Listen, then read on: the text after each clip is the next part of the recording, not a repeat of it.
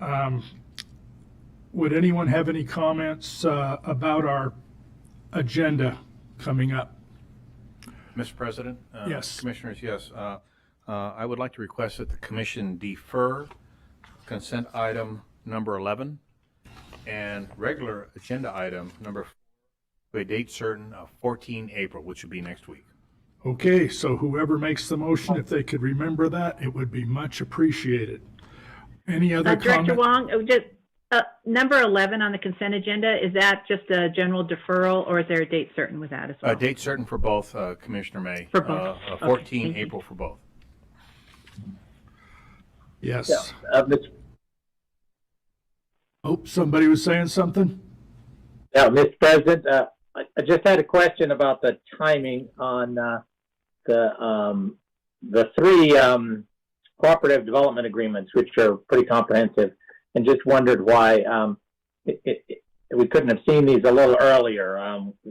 As I recall, we pretty much decided those, put them through the ringer, 4 or 5 years ago, and these development agreements require construction pretty much immediately because they have to get it done by this fall. So I wondered, was there a reason? Because if we had questions or we deferred them, the consequences might be pretty expensive. Mr. President, Commissioner Hanson, the answer is this is when they were available and ready for the staff to present to you. We have several of them in hopper, so to speak, so we are presenting them as they come to us so that we don't stack them up, 7, 8, or 9 of them for your intent. But this is the first available opportunity for those 3. Okay, so I guess we should express some concern, if there is any, to someone else. And I know we're all capable of doing that. Anything else, Director Wong? Okay, anything else from anyone on the agenda? Then we'll go to the director's report. Thank you. Well, thank you, Mr. President. Commissioners, first and most important, I would like to introduce a new member of our executive team to all of you. We have a brand new Chief of Communications, as you all know, Shandy Lamb. She comes from the city of Meridian.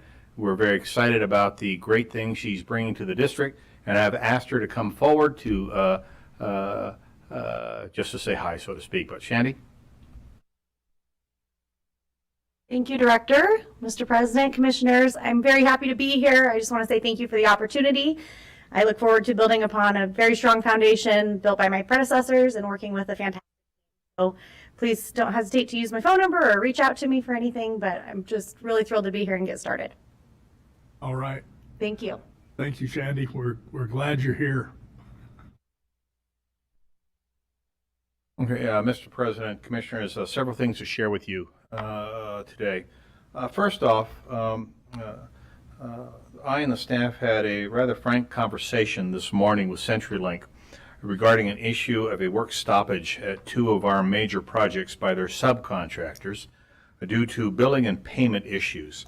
As CenturyLink has changed its financial payment systems, they explained that to us this morning, there are now delays when there are changes to their project because they now have to go get additional authorizations from their corporate headquarters to react to changes in the field for provide funding, hence delays in compensating their subs, and as such, the subs have stopped work.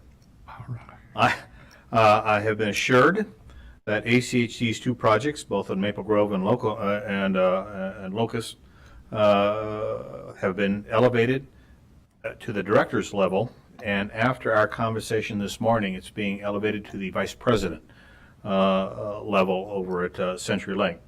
As you know, ACHD does provide and has provided a 5-year heads up to all utilities of when our projects are scheduled and such, in line with the legislation that was passed a couple of years ago, so that the utility companies would not be surprised on our projects, and we have done this.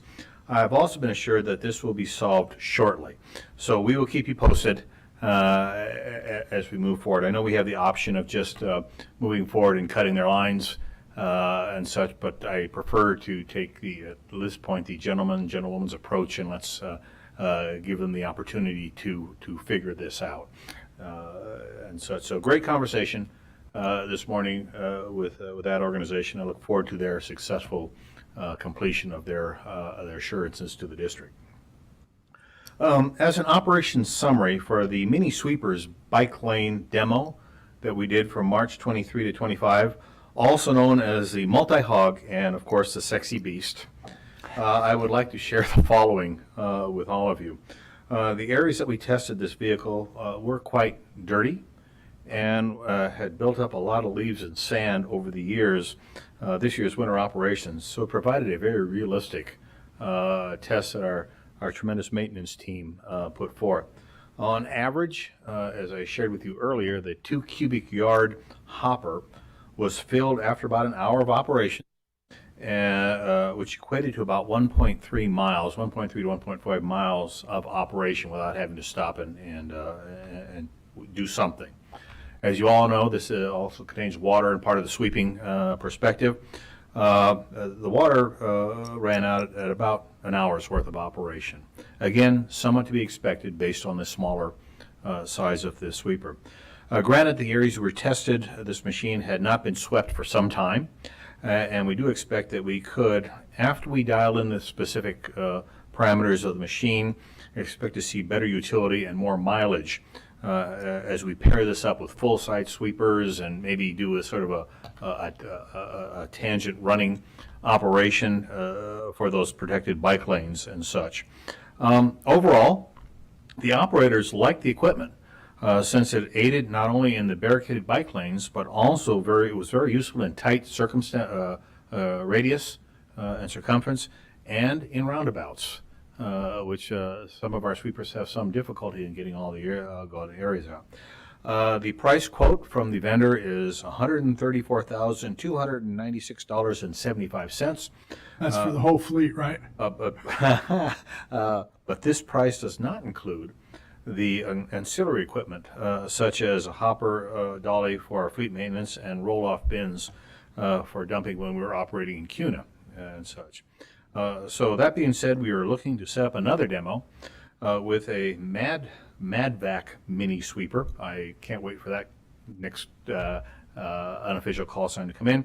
As a comparison, again, and as I reminded all of you, although very promising on the surface, we would still have to finalize crew utilizations, deployment requirements, and support considerations. So we will keep you posted on how the next iteration comes back, and when we're done with the next one, we'll come back to you with a final recommendation of do we think it's a viable option and what are the operational requirements that we'll need to make this thing work. As an update on ACHD's legislative bills, I would like to share the following with all of you. These bills are currently active. House Bill 131, and as you know, that's on the sidewalk widths. It passed the House 68-0. It's on the Senate third reading calendar, and it's sponsored by Senator Lori Den Hertog on the floor. We are confident in that moving forward.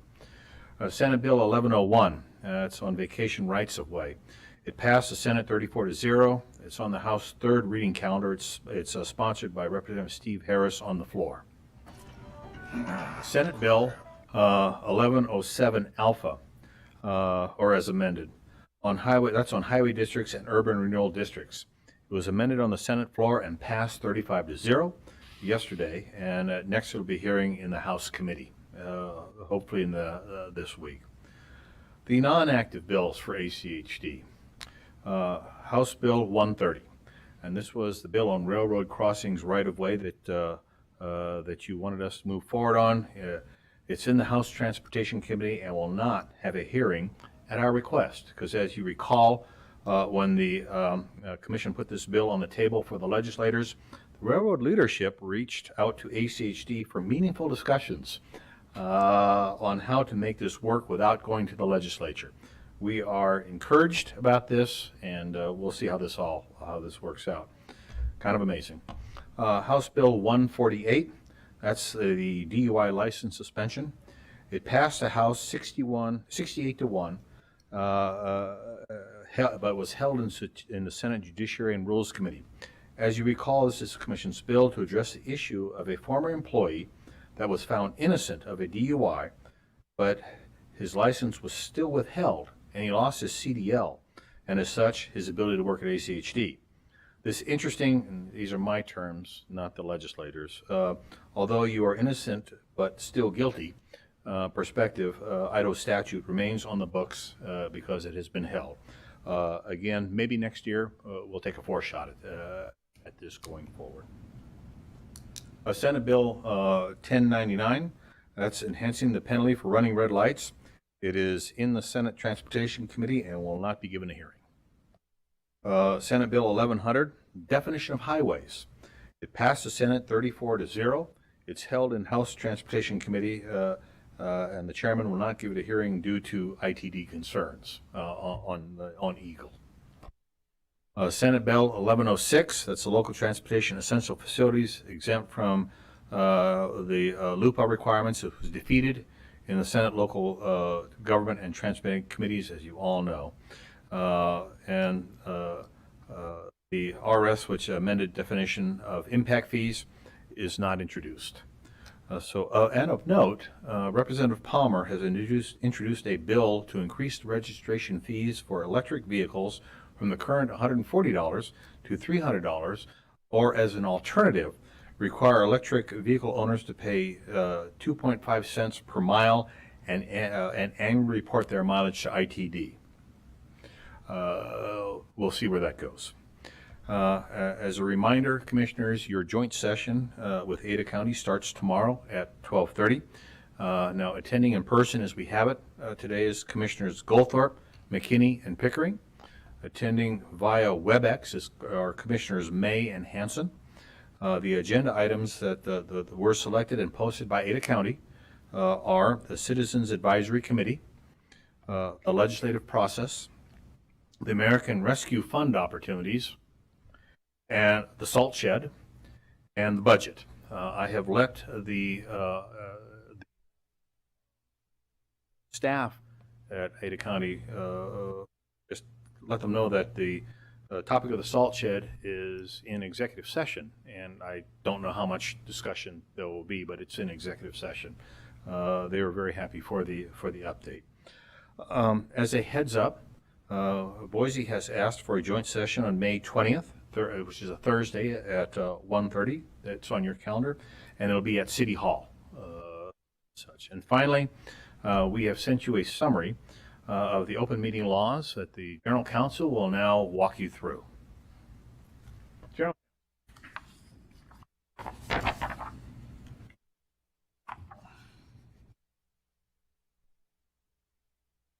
Thank you, Mr. President, Commissioners. Steve Price, General Counsel. I was asked to provide a reminder of the open meeting law requirements, even though I've given recent kind of briefings on what the requirements are. I think there may be some confusion. There have been some concerns expressed to us about Commissioner conduct, so we want to be very clear about that. And the memo, Justin Ferdine in my department helped put it together. It was off of a memo that I had prepared, a couple of years ago when we were in a situation with the Attorney General's office for an open meeting violation, potentially at the district. But what I'd like to say is that serial meetings, you can't do it. Serial meetings means you talk to one person and then they have to talk to another person and back and forth, and you formulate consensus, you exchange positions for votes, you do trading, you exchange information. You can't do that. You are all acting within silos. Now, there's some, where I think where the confusion is the distinction between legislative action and a quasi-judicial action. Now, I'll just get the easy one out. The quasi-judicial, ex parte communications are a no-no. You're not supposed to do that. And if you inadvertently have them, you have to disclose those, the time, a brief summary of the conversation during the open commission meeting, and who you had it with, and the nature and substance of that. The idea of quasi-judicial is that the commission's decisions all have to be off of the same facts record.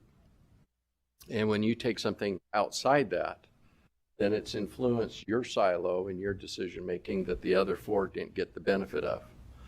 And the city of Boise there's a big case at the city of Boise and the Historic Society, and they got whacked hard on it. So be very careful.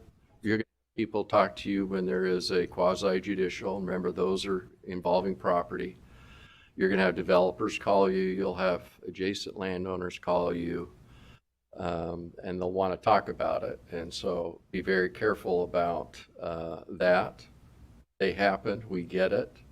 There's a way to deal with it. That is, make a note of it and disclose it on the record. The second one is a little bit harder, and I think this is where the confusion is. Legislative, you don't have that same ex parte requirement that you do with quasi-judicial. But if you have an agenda item that's going to be before the commission, and you know it's coming, you need to also be very careful about what you say, and you don't say it to each other. But you have conversations. You'll be in a coffee shop. Somebody will say, yeah, I understand you got an ordinance that's going to come and it's going to make speed bumps go next to every ex-wife in Ada County. And I don't agree with that. Okay, well, you need to write that down and also disclose to be conservative so that you receive that information. What you can't do is express a bias towards that policy decision that's going to be deliberated before the commission. Like, I am not going to vote for that. I'll give you a recent example. A council person recently went on social media and expressed a complete objection to a salt shed after the legislative hearing. That's currently before that agency, and he's going to have to be dealing with that. So we just ask that, one, you don't talk amongst you. If it's going to be on a commission agenda, that you keep your conversations limited to yourself as best you can. When you have them, you're going to have them. But to keep a record of them and disclose them when the agenda item comes before the commission. That's the best way to deal with it. Now, if you have administrative issues, about whether something's going to go on the agenda or whether you want to hear something or something that isn't going to be considered, there's no plan to put it on the agenda, then you can have those conversations. But then you will be reviewed later on as, well, was that, you really kind of knew it was going to be, but you did it anyway. So just be careful when you have those conversations, write them down and disclose them when they come to the commission. Got a question for you, and it's just by way of information, education, disclosure, whatever.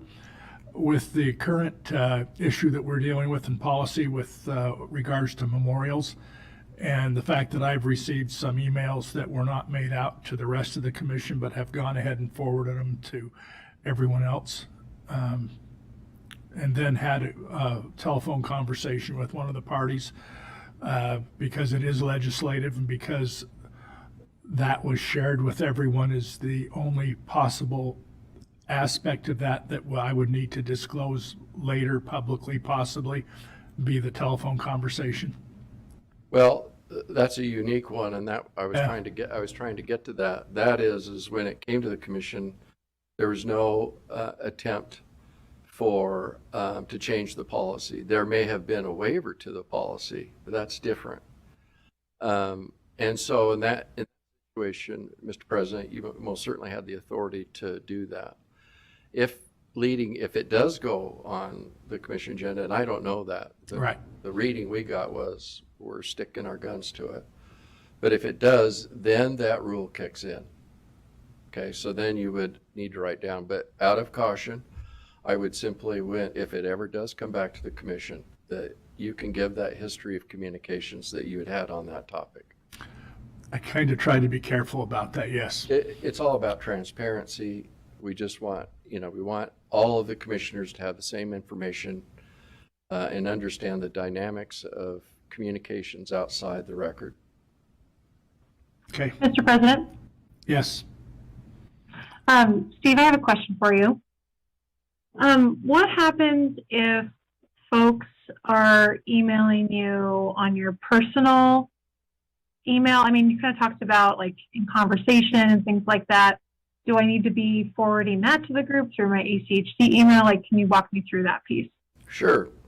Well, when you took that oath of office, and even though you use your personal email, those are public records that are subject to disclosure. So, for instance, if Commissioner McKinney put in a public records request and wanted any and all communications from Commissioner Pickering to anybody relating to ACHD business, he could submit that and we would be calling you saying, you need to produce those records.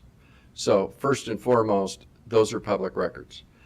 Second, and you've lost your, if it relates to ACHD business, you've lost your personal identity. You are now a commissioner, and the communications that you have to apply by the same rules, whether it's an ACHD email address or your own. We've had this before with Commissioner Arnold,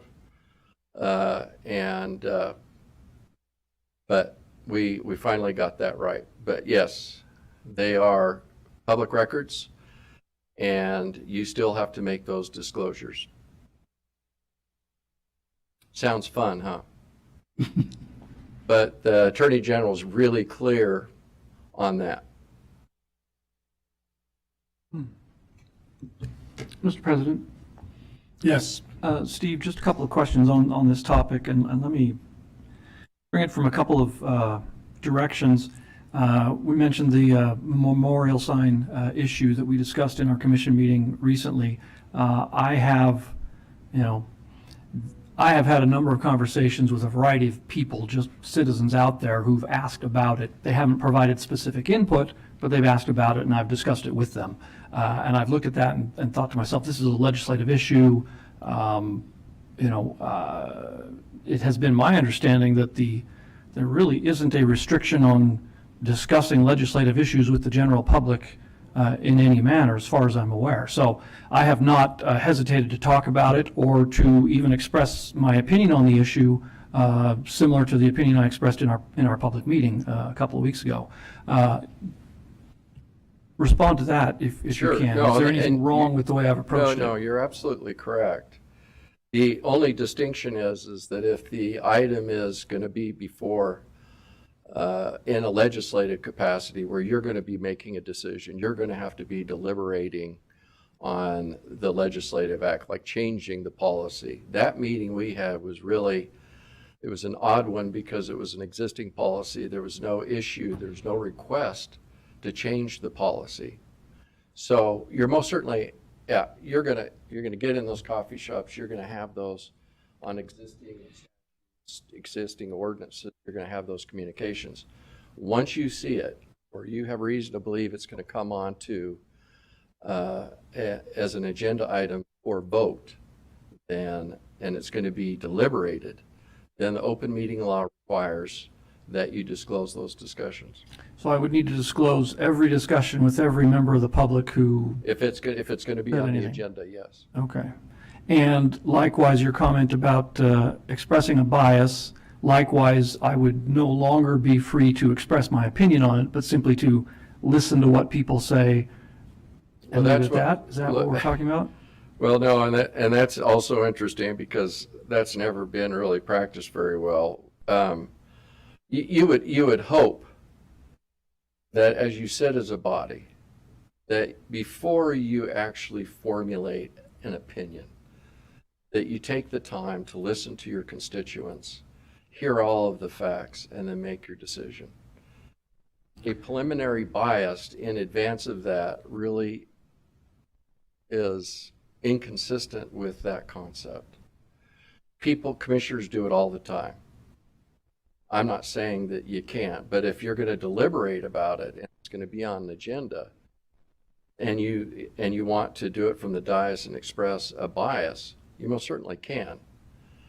But if it's out in social media, you know it's on the agenda, you're going to get tripped up. You just will. Okay, so in this context, would there be a distinction between expressing an opinion as opposed to a bias, meaning I will vote against that, that's sort of a conclusion, as opposed to I'm generally inclined against that, or I feel this way about the issue. Well, Would those be different in this respect? Well, I think they are a little bit different in the sense that your preliminary opinion of it is one way, but once you hear all of the facts and get all of the testimony before you make a legislative decision, then I think that you do that. Okay, so if I'm talking with some citizens and say, at the moment I'm leaning in this direction, that would not be an expression of a bias. That would simply be an expression of a present I opinion. have serious questions. I'm waiting to hear all of the testimony. Okay, And that is the way that we got one past commissioner to finally get to. okay. Let me, if I may, I'm sorry, I know we're running short on time, but let me ask one additional question. Let's suppose, for example, as a commissioner, I have concerns or thoughts or opinions about some of our legislative agenda. What would be the sort of guidelines for me, for example, expressing those views to members of the legislature on my own as a commissioner, not on behalf of the commission, but just on behalf of myself? What would be the rules in that regard? Well, and Mr. President and Commissioner McKinney, we've had that happen as well. And as long as we can't prevent you from your First Amendment right, period. But what we can do is that you can't go up there and represent that as a commissioner that you are representing the views and opinions of the Ada County Highway District. Okay, You can identify yourself as a commissioner, but you need to clearly state that you're testifying in your sole capacity and that these expressions are my own personal opinion. That's happened before. right, okay, And it's the same way, I think recently, Commissioner Hansen, on a letter that the commission sent, and he sent an individual letter, he was required to send that as more of his personal opinion, not the voice of the district. So right. we separate those lines, but at the same time, we're not trying to prohibit your First Amendment right. Thank you. The other thing I did want to mention real quickly, and that was last week the governor signed into law House Bill 302, which is a one-time bump for the locals, I think around $74 million as part of their surplus that they had. And ACHD, I think Sherwin has calculated that we'll potentially have about $8 million coming our way this year. And then the Tecum bill, we saw a new version of it yesterday. And the new draft has much less going to the locals. It has $80 million going to ITD and $4 million going to the locals. Before it was around $40 million to the locals. So in any event, we'll continue to monitor that, but those are some other funding issues that are good news, and hopefully we get bigger numbers out of Tecum, but we're working on it. Thank you. Okay, we've got about a minute before our regular commission meeting begins. Thank you. Sure, it's time. Mr. President, it's now 12 o'clock. You have a full quorum. That's a short minute. Ladies and gentlemen, welcome to ACHD. If you'd follow me with the Pledge of Allegiance, thank you. I pledge allegiance to the United States And to the republic.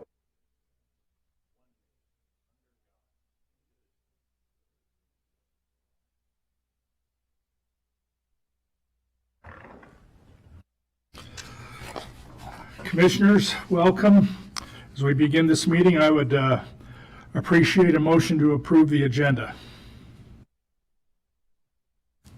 Mr. President, Mr. President? Yes, Oh, I'm sorry. Dave first. Go All right. ahead. Go right ahead.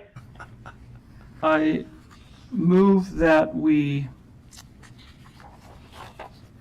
let's see, delay items 11 and, let's see, someone remind me, it was item 11 on the consent agenda? Is that correct? 4. Yes, And then item 4 of the regular agenda to our April 14 commission meeting. I say we're a little ahead of ourselves, but if we can remember to do that during the consent agenda and the irregular agenda, we're good. I'm sorry, am I premature with this? It's okay, the only way I figured that out was to do it myself.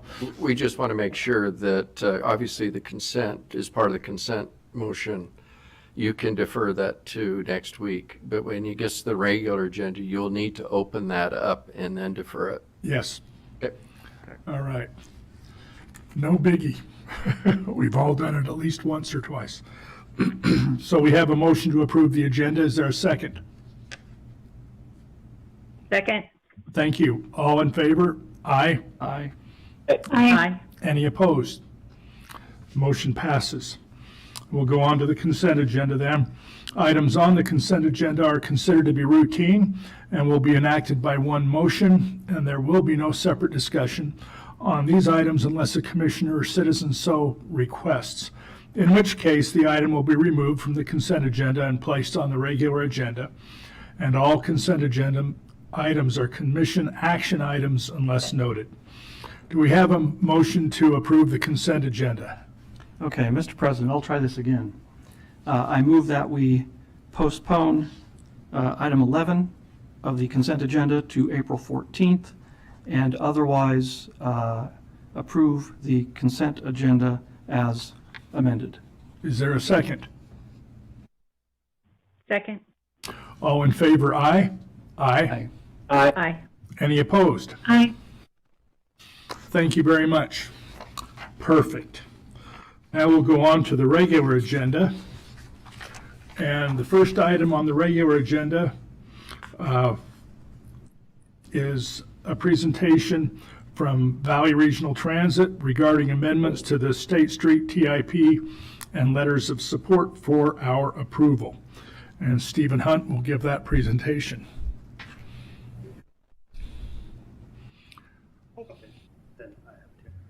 We're getting this presentation up really quick. We're just loading it onto the computer.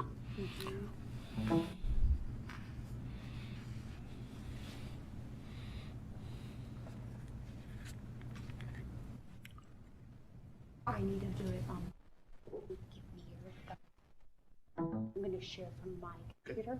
Okay.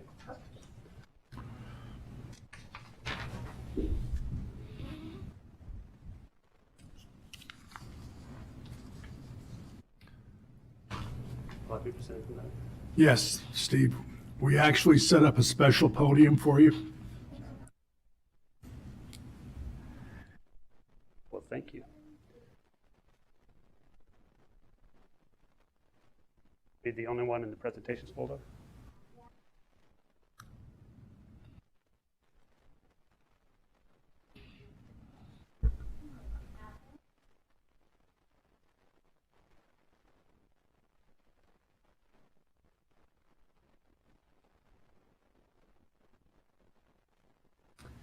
Thank you, and I'll just tell you when to advance the slide, is that right?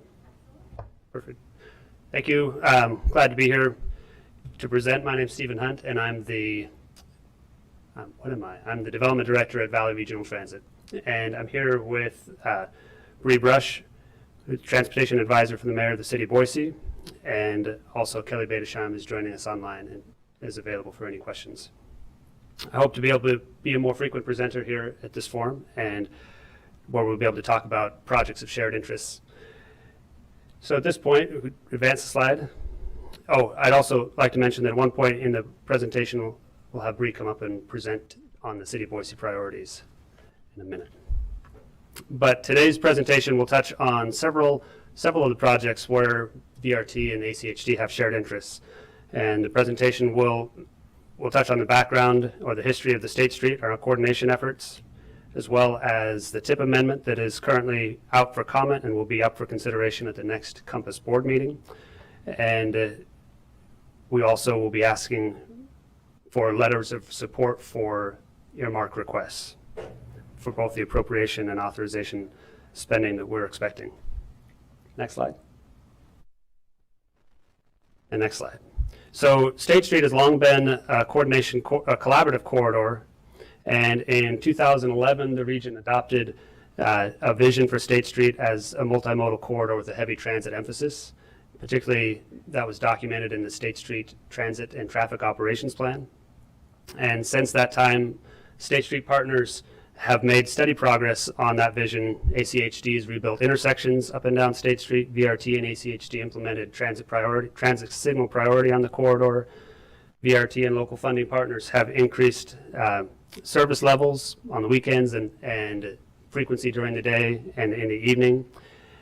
We've made investments in bus stops, and land use agencies have directed development along the corridor to be in a transit supportive fashion, including completing several studies that will inform and have informed their comprehensive plans and land use activities. Next slide. So although there's been an ongoing MOU between the State Street partners since about 2006, in 2018, VRT led an effort to reorganize that coordination to continue to ensure we would be able to make progress on various elements of the T-top and the State Street vision. And several key things came out of that reorganization. And the first was the creation of the State Street executive team, which directs agency staff through the State Street technical team on various projects. Second, we've identified opportunities for project coordination. And third, we've established a website called Building a Better State Street, which is intended to be a clearinghouse of information for across the different agencies on activities along State Street to communicate that to the public. Fourth, we developed and have conducted most of the State Street alternative analysis, which I'll provide a brief update on, and we also have scoped and have now the State Street Transit Operations Analysis study underway, which I'll speak to in a minute as well. Next slide. So through the guidance of the executive team and the technical team, they provided oversight and scope development of the State Street alternative analysis, and this study was intended to identify a recommended pathway between State and Whitewater and the Main Street station in downtown Boise.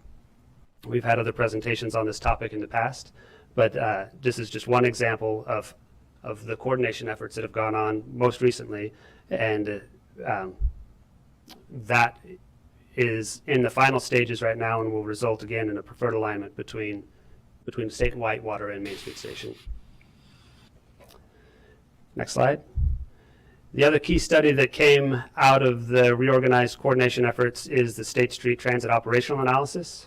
And this study is being kicked off now, and it was developed in close coordination with the State Street executive team and the technical team, both in terms of the purpose of the study and the scope of it. And it was designed to explore several issues that have come up as agencies have moved towards implementing the T-top. The picture here is from actually the 2019 State Street TOD study, and it illustrates some of the conflicts that will be addressed in the State Street Transit Operational Analysis, namely the role of the HOV lane, how bus pullouts and the adjacent development work together, and what types of amenities are needed around the bus stops or station areas. And the outcome of the transit operational analysis won't be limited just to the research on those issues, but also will identify a portfolio of projects that can be implemented to advance in the short term the multimodal vision of the corridor. and this will be completed by within about 18 months. Next slide. So that leads us to the conversation about the TIP amendments. Next slide. There are several drivers behind what we're pursuing with the TIP amendments now, or why we're pursuing TIP amendments now. And the first is with the anticipated completion of the State Street Transit operational analysis. We want to be in a position to roll from planning into funding directly. And so we wanted to add the projects into the TIP to make them eligible for future funding. We also have local funding that's become available through the investments of the CARES Act and ARPA that have made it possible for us to carve off what otherwise would have been local money that we spent over the last year to go towards this project. And so that's another reason for the TIP amendment. There are resources available to advance these at the local level. And then third is the potential for federal earmarks, which we expect both, again, at the appropriation level and at the authorization level. So getting these things in the TIP help us prepare for that. So next slide. The amendments that are being considered, there are two, both of them related to State Street Corridor, and both of them would be able to implement the findings of the State Street operational analysis. But we broke them into two different sections. Part one would be looking to implement real-time information, easier fare collection, bike racks, shelters, etc., along the corridor at areas where the corridor is already built out to its full extent. So we're looking at those areas that ACHD has already built out those intersections, and we have the space to put in these final projects. The second project that we're adding, again, State Street Premium Corridor Part 2, would be more of the same types of improvements that we envisioned in Part 1, but also considering where there might be need for pullouts and potentially additional stops. In particular, there's an interest in looking at State and Bogart. So this would give us this would put on the program the ability to explore bus stop at that location. So those are the two TIP amendments that we're looking to add to the TIP, and those will be at, again, the Compass Executive Board meeting, I believe, on the 13th. Next slide. So once those are added to the TIP, I just wanted to highlight here what we envision for the kind of a coordinated funding approach to these efforts. We're looking at advancing the Part 1 of the State Street project as early as next year, and typically we would go after 5339B funds for that, and we were preparing to do a competitive process to do that. If that shifts to earmarks, then we are preparing now to request an appropriation earmark for that in the amount of $1 million on that one. The next phase, Part 2, we envision happening as early as 2023. This will give us more time to coordinate any impacts along the corridor for potential pullouts or other larger projects. And so we'd be working with the ACHD staff and our partners on that. And again, we would be using typical 5339 B funds for that. In this case, our request with the earmarks in mind would be for an authorization earmark for that one. We recognize that there is an interest as well as in building the 6th and 7th lane along the corridor. That's been a priority for the City of Boise and partners for a number of years. There have been some issues with that, and part of that we anticipate addressing through the TOA, and it's the Transit Operational Analysis, excuse me. And we wouldn't be looking for funding on that until for several years, and there are a variety of options. We just listed two here that could be pursued, whether there's federal funds there or not. And then finally, the other thing that you'll see in the letters of support, which don't relate to the TIP amendments, is a request for funds to advance our transit asset management. So typically we, again, have gone after competitive funds for that in the past. We're preparing to have an appropriations request for TMA. And we'll talk about that in a second when we get to the letters of support. But those are what I hope you see in this is an effort to carve off the different phases of the the State Street projects in a way that allows us to move forward with those areas that we can move forward with immediately, and more time to address those that are going to require more coordination. And that we'll be able to continue to make progress on the full vision of the T-top. Next slide. So at this time, I think I'd like to invite Bree to come and share her thoughts on the City of Boise's priorities. So let me turn it over to her. Thank you. Mr. President, Commissioners, thank you so much for letting us come here today and tell you a little bit about these TIP amendments. My part here is very brief. VRT asked that the City of Boise join today just to tell you a little bit about our priorities for State Street and how this approach aligns with advancing those priorities. We're really excited about all the progress that's been made on this corridor, roadway, and in transit. State Street has long been one of our top priorities. It's really highly connected throughout the region, and it is one of our highest ridership routes, which we call our best-in-class bus routes. We really like the approach that Stephen outlined for you in the slide before, and we think it's one of the best ways we can maximize our local dollars by poising this opportunity for federal investment, and we'd be open to any partnership opportunities on the corridor in the future to further maximize these dollars. I think next Stephen's going to tell you a little about the letters of support, but that's all I have to share. Thank you. Hang around, there may be some questions. Next slide. So last we wanted to briefly talk about the letters of support that we are requesting of the Commission. And so again, in the past, we have gone after competitive funds to do this type of work, and that we were preparing to do this with these projects as well, but with the adding things to the TIP as well as the potential for earmarks. The schedule for that has brought those things up, and we're letters of support for earmarks or State Street Premium Corridor Parts 1 and 2, as well as the transit asset management. This is the way that we bring additional funds into the region to address these transportation priorities, and we would appreciate your support on those. We have been requesting letters of support from various jurisdictions over the last week, and have been happy with the support that we've received thus far. And I think that is the last slide. And I just would be happy to answer any questions. And Bree's here as well as Kelly on the line. Okay, Steve, I have one, and I think I know the answer to it, but this is just for the record. We've had presentations from you before with regards to funding of different aspects of the State Street projects, which would have involved federalizing the project, which we decided, a year and a half ago or so, we did not want to do.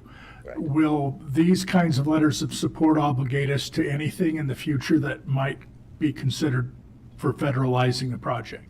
No, not on these three amendments, because they're all projects of similar things that we've done in the past. We're talking about shelters, we're talking about ped and bike improvements immediately around those shelters. These are the types of things that we've done throughout the ACHD, or throughout the whole system, but including in Ada County. Super, thank you. Are there any other questions from the Commission? Mr. President, I have a comment. Sure. Thank you, Stephen. Thank you, Bree. I really appreciate you all coming today and just giving this great presentation to the Commission. Like you've mentioned, I just really appreciate that you're cognizant of each agency's role in bringing State Street to its full potential and seeking out, our support where it's needed. But I just really appreciate this opportunity to just earmark this, and I think it's going to inject some new money that none of us are on the hook for into this project to expedite this work. So just really appreciate your time and coordinating all of these partners to present this opportunity to begin with. Thank you. Thanks. Any other questions or comments? Mr. President? Yes. I have a couple of questions. Steve, just to clarify, and this is mostly for my own understanding, that term premium corridor that's used, what do we exactly mean by that? Thank you, Mr. President, Commissioner McKinney. The term premium in this case is actually pulled from, is a term that we've used in the Valley Connect 2.0 plan. And what it is identifying corridors where we anticipate working with local jurisdictions to improve transit speed and reliability along that corridor. So it's the types of things that we've done on State Street with speed and reliability improvements, transit signal priority improvements that we've done there.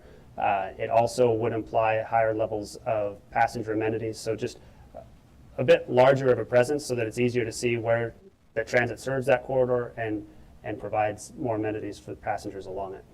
Okay. And what's the extent of the corridor that's under consideration where we're specifically talking about these types of improvements? So it would go from roughly State and 9th to State and Horseshoe Bend Road. Highway Okay. 44 Horseshoe Bend Road. All right. And then, and of course, through all of this, the primary concern that we have, of course, is how does this impact ACHD? And I think, in general, we're kind of talking in terms of we just want to be aware of what's going on. But if there are any ways that it specifically affects us, it would be good if you could address those. In particular, we're talking about 5339B funds. Can you clarify that reference for me? I will try. I use those because I figure everybody knows what they mean, but it's a Federal Register for transit funds. Those are FTA funds that go towards transit facility usually and vehicle types of investments. Okay, so that's a federal funding provision. Correct. Is what that's referring to. Okay. All right. Thank you. One thing that I would interject right here, which of course doesn't involve a question or comment about this presentation, is especially for the newer commissioners that haven't been through the number of presentations on everything having to do with State Street that the rest of us have for years. I would invite you, and I know VRT would be open to this, to contact them any way you want, anytime you want, and I know they would spend whatever time you needed to brief you and bring you up to speed on what's happened in the past. Otherwise, questions like the ones I ask and a few other things that'll happen will go right over your head. This is something that ACHD commissions in the past have decided that the State Street corridor isn't just a premium corridor, it's a make or break corridor for succeeding with VRT. And we don't want to be in any way, shape, or form a reason that it might not succeed. So that's been the attitude for years. Yes, thank you. And hopefully will continue. Anybody else have a question or comment for Steve? In that case, thank you. Mr. President, I just want to say, I'm sorry. I You just bet. wanted to say thank you to Stephen for coming in today. And this is an important project. That's a critical corridor coming into the city. And appreciate the work and look forward to collaborating more as this project progresses. But I like what I've seen. You guys have all put a lot of work into this, and I would certainly be supportive of doing a letter. So I think that's next on our discussion. Is that correct? It is. Okay. But thank you, Stephen, and thank you, Bree. Thank you, Commissioners. President. Thanks, Steve. Just so the rest of us know that staff recommends that we approve the letters of support, which of course I sign. So unless there's anything else that you want to discuss about it, Commission, I would accept a motion to go ahead and approve these amendments and the letters of support. Mr. President, I Yes. would support that motion to provide those letters of support for this project. Is there a second? I'll second. Thank you. All in favor? Aye. Aye. Aye. Aye. Any opposed? Doesn't sound like it. Motion passes. Thank you very much. Number 2 on the regular agenda is a condemnation of right-of-way for Locust Grove Road, the Victory Road to Overland Road section, Parcel 32, Daggett 2280 South Locust Grove Road, Meridian, Idaho 83642. This is for an authorization order of condemnation, and it is a public hearing. So we will hear from Dave Sirdar, who is our right-of-way supervisor on this. Daggett's first, Cushing second.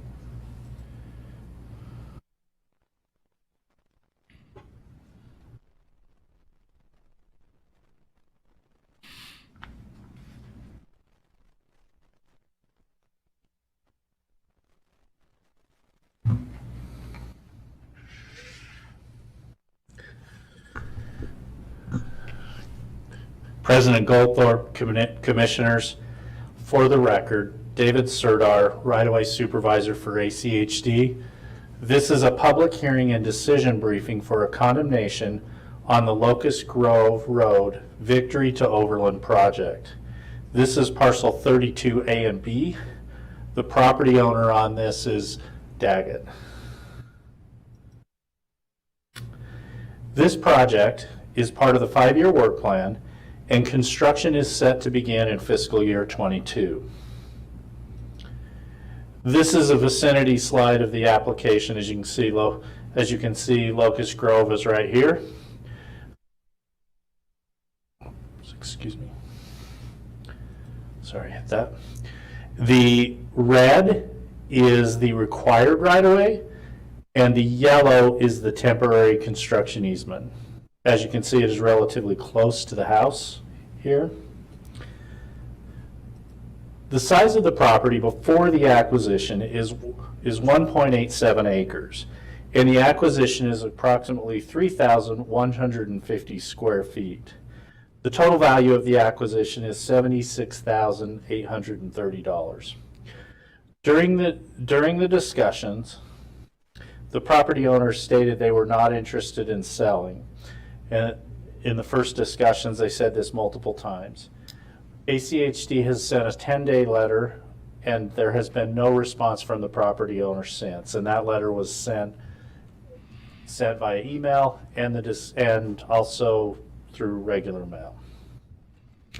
I just want to reiterate that if a condemnation action is approved, that does not mean the end of discussions if the property owner wishes to engage in those. Negotiations continue either through the right-of-way staff or through the legal team as this process moves forward. There's just a quick history of the negotiation summary, starting in December 23rd, and then we sent the final offer in January 21st. It is staff recommendation that we declare the acquisition area necessary for the project as a right-of-way and public use, authorize the staff to proceed with the condemnation action, execute an order of condemnation for the acquisition area. I will remain standing for any questions. Yes, Dave, could you back off to where you had the actual property shown with the red and yellow? Yes.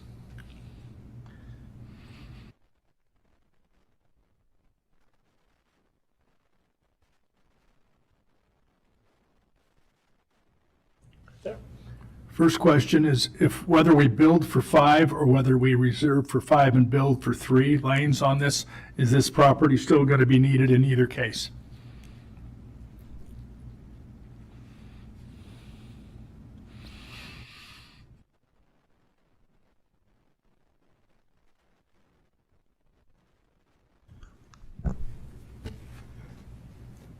President Goldthorpe, members of the commission, my name is Justin Lucas. I'm the Deputy Director of Planning and Project Management here at the Highway District for the record. This project has been designed at 100%, so the design is complete. The right-of-way acquisition has been ongoing, and we've purchased most of the right-of-way out here for a 5-lane cross-section, which is what the commission-approved design is. We would need right-of-way either way, especially if the commission is choosing to whatever happens with build to 3, what I've heard is preserved for 5. So this right of way is needed regardless of what is constructed. Since you're up there, Justin, I realize that after this is all over, that the yellow portion disappears. Correct. But how far is it from the edge of the red on the right to the front door of that home?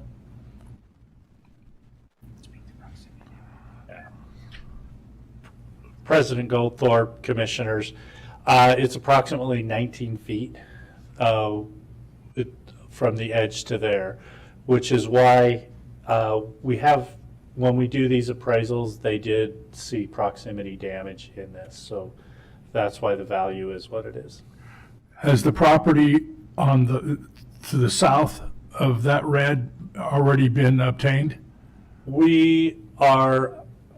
We've been in negotiations with them. As you can see, certainly the garage will be impacted. And so that is a part of those negotiations. How about the properties to the north? The property to President Goldthorpe, the property to the north is the condemnation, the other condemnation for today. This may be, and I'm glad Steve is standing here.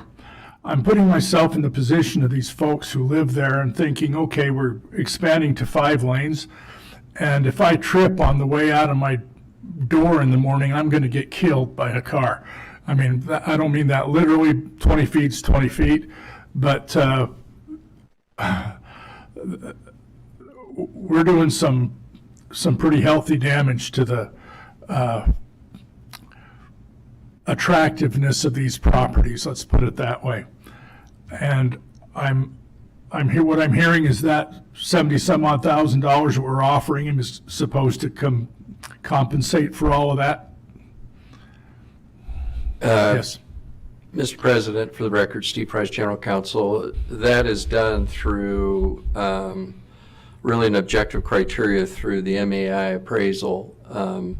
We like to enter into negotiations, and by the way, where the right-of-way line begins doesn't necessarily mean that's where the road is. It's really the footprint for the road. But having said that, we have most certainly in the past had proximity damages less than 19 feet. But we like to enter into negotiations. These people are just opposed to the project in total. But once we get into negotiations, we have their lawyer, then we most certainly take into consideration all of the points that you're concerned about. And the fact that they won't communicate with us puts us in a bind, and we've got to move forward with this project. So as Mr. Sardar indicated, this is really where he passes the baton off to me, and they get a lawyer, and then we start talking about proximity damages as well as severance damages. And that compensation amount may go up or down. So is there any chance that if this condemnation is approved, that we're going to be able to be aware of the status of those negotiations? Sure, absolutely. Okay, because this is pretty severe, especially with the property to the south. Happens all the time. I know it happens all the time, but it doesn't make it any easier to solve. No, it doesn't. These are tough. You know, this is what's very difficult about road expansion in an urban environment. Yep. It's expensive too. Okay, Alexis, you had a question? Yeah, I have a couple questions just from my knowledge. Mr. Price, what is is it MIA appraisal? Can you tell me more about what that is? And yeah, that's my first question. Sure, fair. It's a certification that an appraiser has to be certified to be able to give an opinion as to the value of property. So anybody that comes and appraises your home, they have that certification. And they use various rules, industry rules on how to value property and how they look at values. And it's a formulated approach. And all of our appraisers are MAI. But you know what the value of the property is what somebody's going to pay for it at the time of sale. So it's really hard to do that, but we take our best shot. We invite the property owner to submit their own appraisal if they disagree with ours, to do that, and that happens quite often. We also, even outside that, if they provide us information that the appraiser didn't take into consideration, then we view that, and if we feel that they're correct, then we'll make an adjustment. So it's a fluid process. It's the one that every road agency in the country follows in terms of the value of property. And, you know, is it perfect? No. But that's why we most certainly like to talk to the property owners. We like to get more information about their concerns about the project, other things that we can do in the design to mitigate the impact of their property. We most certainly, it's more of a holistic approach to trying to mitigate as much as we possibly can our project on their personal life. Thanks, Mr. Price. And was there a slide that talked about, I know we sent a letter, was there any other correspondence of note? Well, I think so, and Dave can show you, but typically there is a whole host of emails, telephone calls, personal visits. What we're required under law is to give a 30-day notice to that, and then in addition to that, ACHD sends out a 10-day final offer, which is not required by law. We do it as a final to try and get their attention to communicate with us, and that's what we've done in this case. And then, just because again, I'm all learning here, what exactly is proximity damage? Could somebody kind of explain that to me? Well, proximity damage is the proximate distance between the residence and the public facility. And if you get too close, then you start to, I think it's actually 12 feet. It depends on the jurisdiction. Yeah. In this area, it's about 25 feet. It's about 25 feet. So, but there, yes, different jurisdictions look at it. 25 feet for this property. So we're 6 feet short of that. But again, the appraisal has compensated them for the 6 feet of the proximity damage.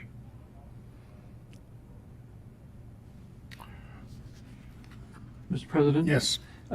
Sort of on that same subject, and Steve, I don't know if you're the one to answer this question or not, but do we then, I believe we're within the city of Meridian, is that correct? Yes. These properties.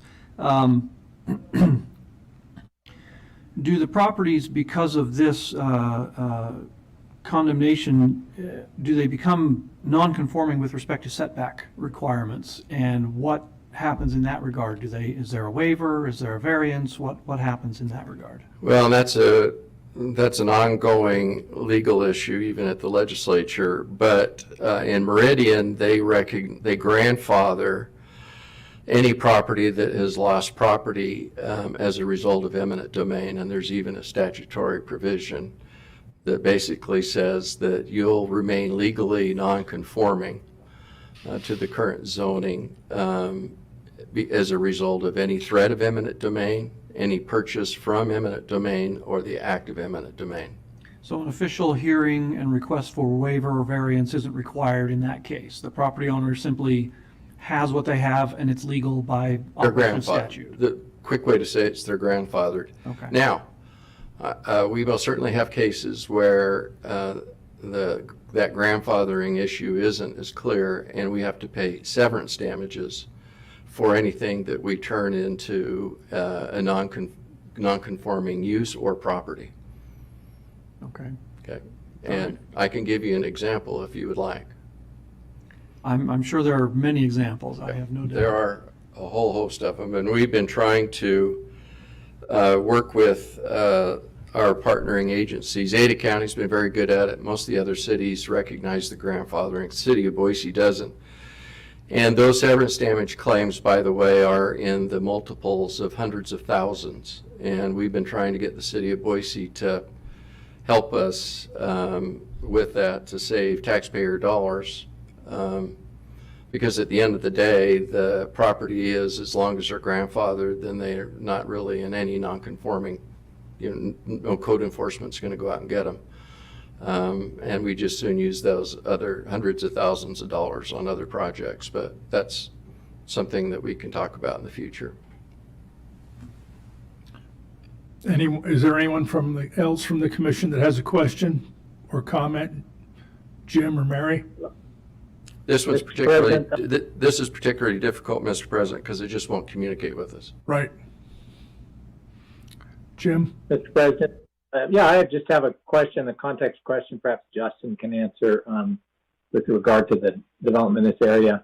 I believe Eagle Road to the east and Meridian Road to the west are already at 5 lanes built out. One of them is an ITD facility. Isn't that correct? Mr. President, Commissioner Hanson, yes, South Eagle Road is ACHD's facility, and we have active projects going on there to widen that to 5 lanes in some sections. And South Meridian Road is an ITD facility, and it is widened. It operates right now as a 5-lane facility down to Cuna. I noticed in our CIP we have no plans to widen South Locust Grove south of, so the segment north of Victory that we're looking at here will be 5 lanes, but there's nothing in our plans to widen the road south of Victory. Is that correct? Mr. President, Commissioner Hanson, I don't have the CIP off the top of my head. And I know Gary showed some graphics I think it was last week or the week before, regarding South Meridian. This segment has been planned and is designed for 5 lanes and has been in our CIP for many years. There's a high school that is basically on this segment of Locust Grove, Mountain View High School, which takes access and creates, a lot of connectivity and congestion in this area. The segments to the south are planned to be widened. I don't know if they're in the CIP, I believe, but they are shown in the master street map at 3 lanes. So basically, there's a transition between a 5-lane and a 3-lane facility that happens at Victory Road. Thanks. The last question is when the right-of-way was acquired, looks like all the right-of-way on the west side of Locust Grove, that was as a condition for approving the new developments there as they came up. Isn't that correct? Mr. President, Commissioner Hanson, yes, we acquired a lot of right-of-way along this corridor through the development process.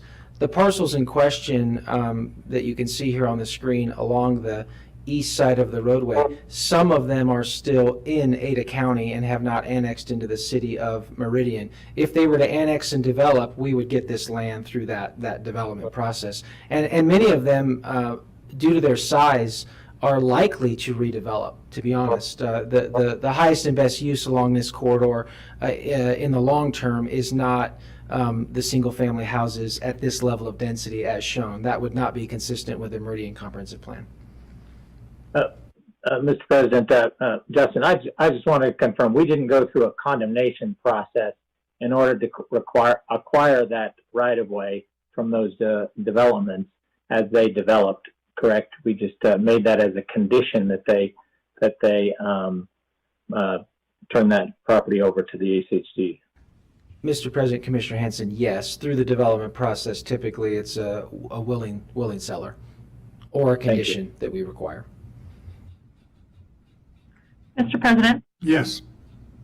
I don't want to assume anything, but I wanted to make sure that I asked. Is the property to the south also, has that already been, like, what's the status of the house to the south? We're still under negotiations. Okay. Signed? I'll just look for I see some agents. sign I'm language. looking out there. Have we signed on that, Cindy? Yeah, the property to the south. Yeah, so, it's hard off the cuff here to respond to all these questions. We're doing the best we can, and thank you for your patience, Mr. President, Commission. So as I stated earlier, we have been in active negotiations based on the 100% design that was completed last year and buying right-of-way actively in this area. So that property to the south, we have a signed agreement with that property owner, and we have negotiated the relocation of their garage and other things associated with. That's very common. Not all of those actions come before the commission, only the actions related to condemnation. Well, and just as a matter of a reminder, we had public information meetings about all this over time as well. Thank you for bringing that up, Mr. President. As you may recall, I do. The decisions associated with the Locust Grove Road in this segment, they were very public. There was much public involvement through the design process. You held hearings associated with this project, and we ended up with the decisions that we're at today, and that's the decision we're using to purchase the right-of-way. Yep. Mr. President, Yes. I just want to make the comment that this is a tough one, always is, but I do appreciate the fact that our staff goes above and beyond, and they go that extra mile trying to communicate with the affected parties, and they have certainly done that in this case. Also, when you get to this point with the condemnation, sometimes that is the impetus to get everybody to the table. And as Mr. Surter indicated, the negotiations will continue to take place. So I just wanted to make sure that everybody understood that as well. For sure. We're not stopping the discussion. Thanks. Nope. Any other comments or questions from the commission? In that case, I would ask if there is a representative from the owner that would like to address us. Nope, okay. Then we'll close the public hearing now, and the matter is before the commission for discussion and a motion. Or a motion and discussion.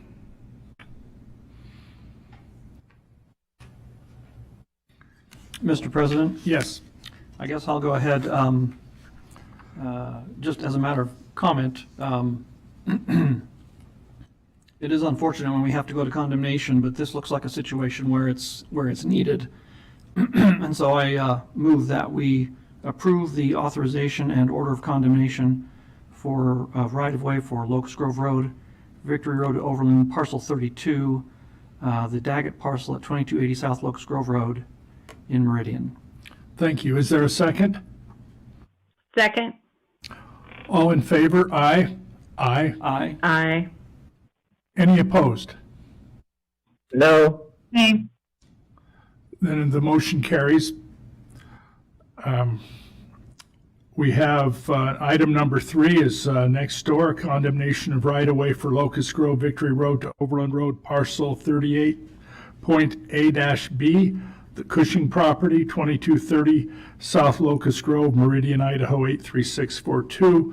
It is a public hearing, and we'll hear a little bit more from Mr. Serdar. Thank you, President Goldthorpe, Commissioners. Once again, David Serdar, right-of-way supervisor for ACHD, and this is once again a public hearing for a brief and public hearing and decision briefing for a condemnation on Locust Grove Victory to Overland project. The parcel here is 33 A&B, and the property owner is Cushing.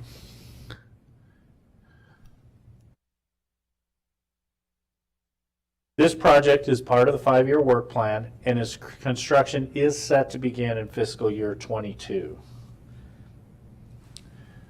Once again, here's a vicinity slide of the acquisition. The property we were talking about just before is right here. This is the property directly to the north, and the yellow is the temporary construction easement. The red is the right-of-way needed.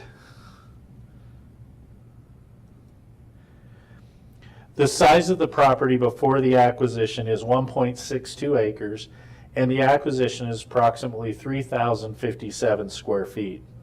The value of the property to be acquired is $84,254.95. Just as in the other property, this does include a proximity damage. The property owner initially discussed with the agent about making a counteroffer, but no counteroffer was received. After receiving the 10-day letter, there was a discussion between the agent and the property owner where they stated they were not ready to make a counteroffer, but that they were going to talk to their legal counsel. At the time, the property owner stated that they understood the project and may not have been in favor of the project, but they understood where we had to go with this process. And once again, a condemnation action does not mean the end of negotiations from either right-of-way team or the legal team, depending on when we pass that baton, as Mr. Price said.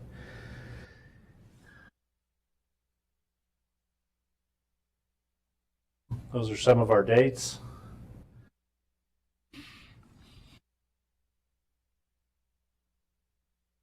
It is staff recommendation that we declare the acquisition area necessary for the project as right-of-way and public use, authorize the staff to proceed with the condemnation action, and execute an order of condemnation for the acquisition area. I'll remain standing for any questions we have. Okay, I don't have any questions. How about the rest of the commission? Oh, Steve? Well, if I can, I'd like to jump in a little bit. I've been doing this condemnation game for 20 years. And it is a game. There are condemnation lawyers out there that represent property owners.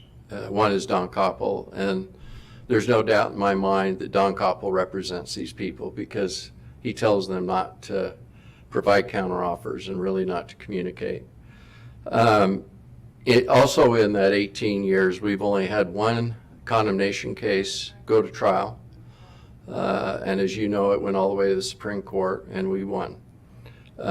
So typically, most of these, I always say there's a third of the right-of-way offers, they settle right away. Then there's another third that are procrastinators, they hate it, but once they get an order of condemnation, they settle. And then there's another third that just hate it, but once they get legal counsel and we communicate, then we get those settled. So out of the thousands of condemnation cases, we have settled all of those, and I think that we are recognized in the public as being very fair and understanding about the impacts of condemnation on people's lives. I mean, I can tell you that my family home, was condemned on Curtis Road, and I know the impact of that. And so we're most certainly sympathetic. We try and be compassionate about the loss and the impacts that road projects have on people's lives, but progress needs to go forward. Projects need to get done. And I can assure you that I work closely with the director and Justin in making sure that we try and get these resolved in a fair and equitable manner. All right. Any comments, questions from the commission? Mr. President? Yes. I have a kind of a question. Maybe this is best for Justin. I don't know if he's still available to talk, but the question in general is this.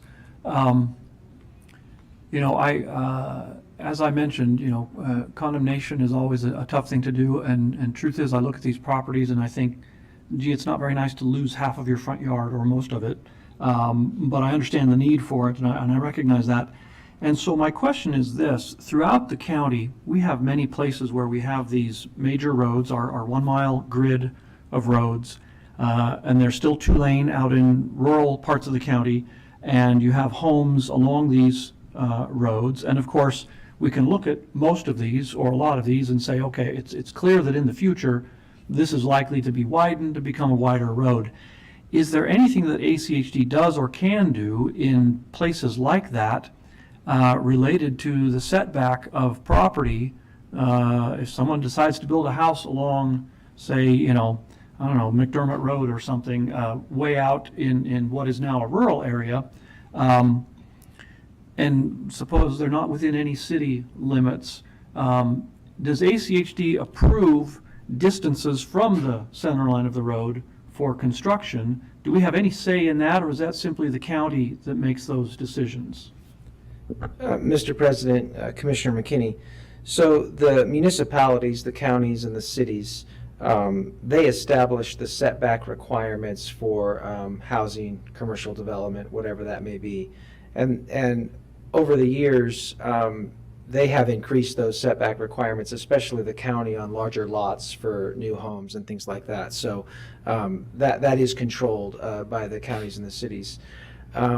That being stated, we do have an adopted master street map, which indicates that we develop in coordination with our partners, that indicates the future configuration of every arterial roadway and every collector roadway in all of Ada County. And that map, we take calls every day from real estate agents and others asking us about our future plans. And we share that information from our master street map, our capital improvements plan, with the cities, with private citizens, anyone making those decisions. Many of the houses you see in these situations, I would say the vast majority, were built when people didn't think we were going to be what we were going to be right now in the Treasure Valley. It's just people building homes today, they kind of have a feeling for it. Back in the 50s and 60s when many of these homes were built, I don't think people had the same feeling that they do now. So I don't know if that directly answers your questions, and Mr. Price may have an additional, but that's kind of where we're at. Sure, thank you. I live in one of those homes, so I'm listening here. Well, this is a really, this stuff kind of gets me tingling, because when we did the Blueprint for Good Growth a number of years ago in the Local Land Use Planning Act, there is a provision called the Futures Map. And what that requires is that any time the agencies agree on a map, like our master street map, and any time that they get a development that comes in that would impact that, the area within the map, then everybody, the land use agencies, put on pause, and it gives the local highway jurisdiction the ability, or ITD, the ability to go in and acquire that right-of-way prior to the approval of a development. Then, on top of that, we have our maps, and as Gary's team reviews development applications, we know that we have a plan within a CIP or a 5-year work program, and the development is going to be infringing upon a future road. We most certainly put our conditions in that it can't be built within that area. And so we acquire the right-of-way through development or the Corridor Preservation Fund. So those are advanced, but these projects were homes built many, many years ago. There was no futures map. We could do more work on the futures map between the jurisdictions, but we haven't. But it's a tool. We use the local master street map right now as that tool. Okay. Yeah, and that's good information. I appreciate that, because I look at situations like this and I think, I sure hope we aren't in a situation where any sort of development of this sort is ongoing, so that we have these problems, more problems in the future. I recognize that most of these problems arise with homes that were built decades ago, but it strikes me that obviously we should not be allowing any current development along one of our 2-lane major arterials, to be 40 or 60 feet off of the edge of pavement, because that's just, we know that's not going to work. So even on roads that in the future we don't necessarily even now think are going to be a 5-lane section in the future, caution is of course always the prudent thing to exercise. So just want to make sure we have that sort of thing is not being continued, that it's all fortunately in the past, but still we deal with it. So Yes, we do. Are there any other questions or comments from the commission? Stacy, do we have anybody? Yes, Jim? Do we have anyone to testify? Couldn't hear that. I was just questioning. I have a comment, but I don't want to say anything unless there's somebody else who's speaking Nope, you're good. So no one's going to testify? Oh, is there anyone going to be, okay, no, there is not anyone going, yes, we'll close the hearing now and open this for some discussion and a motion from the commission. Well, Mr. President, I just want to clarify, you jumped on the votes quickly. I didn't get a chance to make a comment on the last vote. Since I don't support a 5-lane configuration in this area, I don't think it's warranted even under the peak hour modeling that we've used in the past with the availability of other 5-lane roads and the configuration of Locust Grove to the south of Victory. So it's not my view that it's in the public interest to widen this segment of Locust Grove, so it makes no sense. And in fact, I would consider myself in violation of my fiduciary duty if I were to sign on to an order of condemnation, which is, serious, in which it makes a finding that it is compatible with the greatest public good and the least private injury. So I just want to make clear that we don't get the opportunity to really evaluate this constitutional standard very often. But when we do, I think it's incumbent on us to take it seriously, and I take this very seriously, and I don't believe that we've met that constitutional standard with respect to this segment, given all of the other facts in evidence. Thank you. I understand what you're saying. I know that over the years that we've had this particular matter before us, I know we've had a lot of discussion and a lot of opportunity to make this known, and I won't say what happened because I don't remember, but I do know that that we've had a chance to vote on the design and everything else going into this. Steve? If I can respond a little bit, one of the requirements for using the power of eminent domain is you have to show public necessity. And how we show public necessity is through programming and plans. And as you know, in this case, this has been programmed, it's been planned to death, and the commission approved the plan. And so we're most certainly on strong footing for the use of power of eminent domain. The issue of the least injurious use to the property owner really gets down to the damages and the compensation. And we will deal with that when that time comes. So you most certainly have the authority as commissioners. It wouldn't be here in front of you if you didn't. Yep. Okay, any more discussion, or would someone care to make a motion on this particular item? Mr. President, Yes. I move that we approve the authorization and order of condemnation of right-of-way for Locust Road, Victory Road to Overland Road, specifically parcels 33A and B, owned by Cushing at 2230 South Locust Grove Road in Meridian. Is there a second? Second. All in favor? Aye. Aye. Aye. Any opposed? Nay. The motion carries. And just for the record, Commissioner Pickering had to leave the meeting at 12:55, so she will be recorded as absent for this vote. Okay, thank you. So that concludes our regular agenda items. Do we have anyone who wishes to speak to us during public communications? Well, Mr. President, first, I believe we have to deal with item 4. Oh, I'm sorry. I don't believe we specifically dealt with that. So I move that we, Just a moment, Commissioner Goldthorpe will need to announce the item, open the public hearing, and then we can take a motion to Thank you. defer that. go ahead. We have item number 4 before us, which is a vacation and exchange of public right-of-way at 175 East Mission, the Dillon Vacation. And this would be a public hearing, but we do have, we did disclose at the beginning of the meeting that this would be deferred for 1 week certain until April 14th. So that is what's going to happen. Do we need a motion and vote on that? Yes. Okay, so Mr. President, I move that we defer item 4 to the April 14th commission meeting. Okay, is there a second? Then we'll have discussion. Second. Is there any discussion on the motion?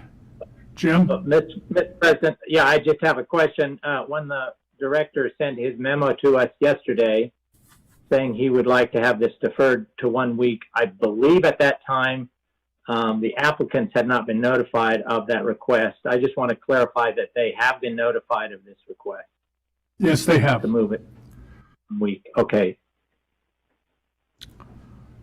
Okay, in that case, we have the motion to defer, and did we have a second? Yes, okay, all in favor? Yes. Aye? Aye. Any opposed? Then that motion carries as well, and that brings us to the end of our regular agenda. Was there anyone who would like to speak to us? Yes, Cynthia Gibson would like to address the commission. Cynthia Gibson, all right. Cynthia, we're looking forward to hearing from you. Thank you, Mr. President. Thank you, members of the commission. Today, I wanted to talk about a project that I was approached by my neighbors. Because I run a 501c3, we can apply for grants. And my neighbors asked if the Idaho Walk Bike Alliance would apply for a small grant through the Idaho Community Foundation called Project Neighborly. I submitted the grant last week and on Thursday, and so today I'm here to speak to all of you. The premise behind these grants is to bring community members together, for example, having a block party or cleaning up a neighborhood. This particular effort and the grant that we applied for is to bring community members together to paint an intersection and to, on a residential street, to improve safety for people walking and biking. We applied for $4,000 to purchase paint and supplies. We are using the 8th and Fulton Street project that was done by Boise City Department of Arts and History as kind of our model to follow to understand paint types and learn from their lessons. Based on the estimated paint and equipment costs, we believe we can paint 2 intersections, but we might only be able to paint 1, which is fine with us. That would be great. And I have spoken briefly with the ACHD staff who recommended that I ask the commission to direct them on appropriate project guidance. So this has all come up very quickly, and that's why I'm here today, is to introduce this project to all of you. So I will stop there and see if there are any questions for me. Yes, is there any questions? And then I do have the appropriate direction. And Cynthia shared some photos. I'll share my screen. Okay, good. Thank you, Stacy. How well you can see it doesn't, so there are the couple photos, people. Now, Cynthia, I must ask, you have to promise me that nobody will call and complain that they can't see the center line during the rain. Just kidding. I don't think that there's any paint on these roads currently, so not an issue. That's kind of an inside joke. I'm sorry.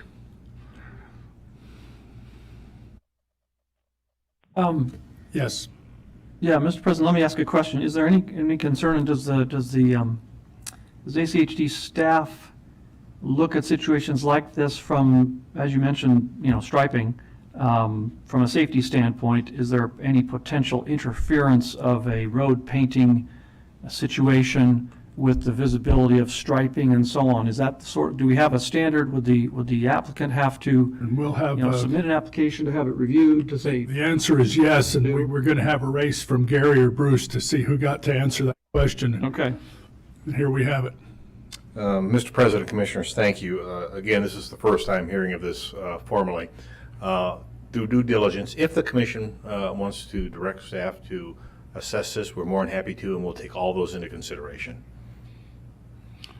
Yeah, we've actually had a few of these before. Yes, Mary? Yeah. I just had a question, and you could probably provide the history on this because it did not happen during my tenure, but I think there was a project at one time for doing a request to do intersections I believe it was in the North End, I'm not sure, but this went through the city of Boise. And if I could get a little bit of background on that. And Cynthia, have you already had a discussion with the city of Boise? Or are you just coming to us? I thought I would start with all of you. I know that I will need to go to the city of Boise. That was my next step. Okay, Bruce?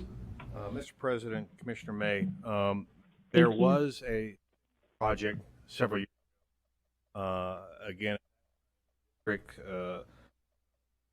basically agreed with the project with several caveats, but the same token, one of those caveats was it went to the city for all responsibilities, cleanup, maintenance, risk across the board. And if that city wanted to do that, at that point, the commission was good with that as long as all those caveats were met. Again, as I was saying, this is the first time I've been hearing of this formally. And so if the commission wants us to take a look at it, we'll go top to bottom and bring back our recommendations. That good, Mary? Okay. Thank you. Jim? Well, Mr. President, thanks. I appreciate you coming to the commission and just sharing your idea. We can't make a decision at this point on public communications, but as you know, I believe neighborhood roads are for neighborhoods, and it's so great when neighborhoods feel engaged and want to embrace and help make that work. And I appreciate that you come to ACHD as well as the city, you know, in order to figure out the hoops that are necessary to go through. So thanks. I just want to say thank you for coming to the commission. Thanks, Jim. All right. Cynthia, thank you very much. The appropriate direction is about to be given to go ahead to contact Director Wong, and we'll go from there. We'll just start at the top. Okay. Actually, you did. Thanks. Thank you very much. That ends our public communications. That is correct. Then consider the meeting adjourned, because it is. All right.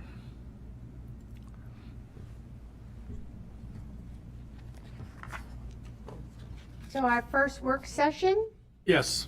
Mr. Chris Denley, he is going to present remotely. And Chris, you do have all capabilities of sharing your screen.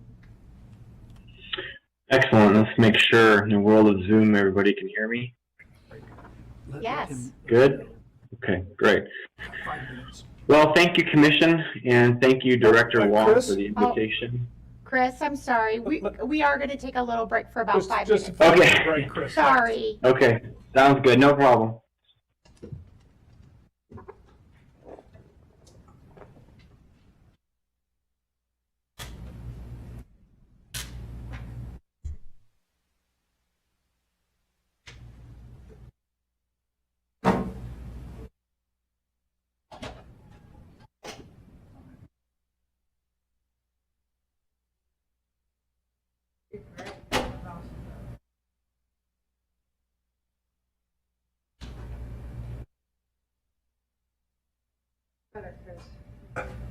We have to do something with this light. You can't do much because it's on its lowest position.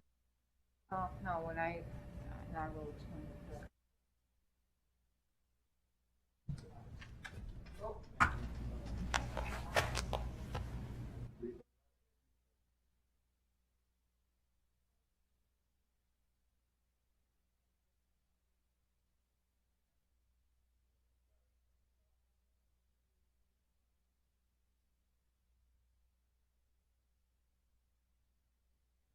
What?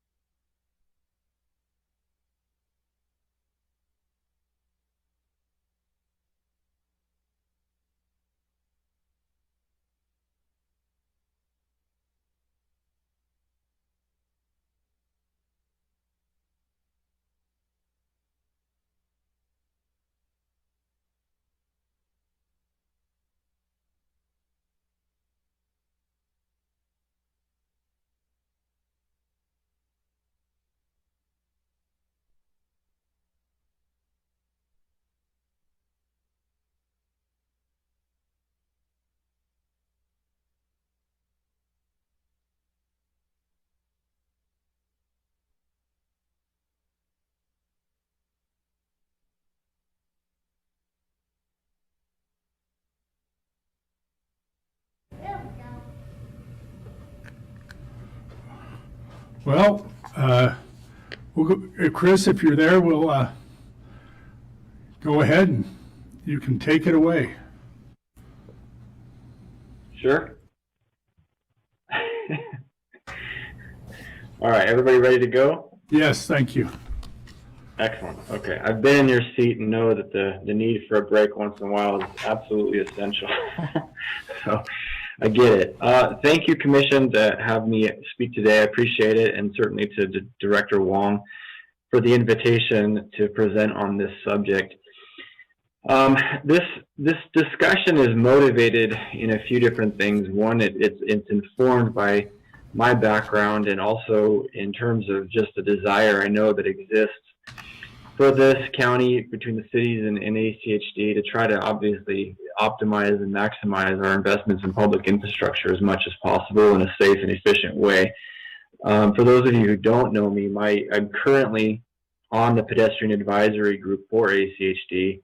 At the same time, I'm also on the City of Boise's Planning and Zoning Commission, so I kind of have an unusual role with respect to how both agencies kind of operate and understand the dynamics at play. And also, a couple of moons back, worked at ACHD, and my job at the time, which was a newly created position, was in the world of comprehensive transportation planning, and was essential to go out and try to work with the different cities as they develop their comprehensive plans and other land use plans, and make sure that the transportation objectives of the district, as well as the land use objectives of the cities, were melded as much as possible. And so kind of have that background and understanding to this day, and know sort of what the city's motivations are.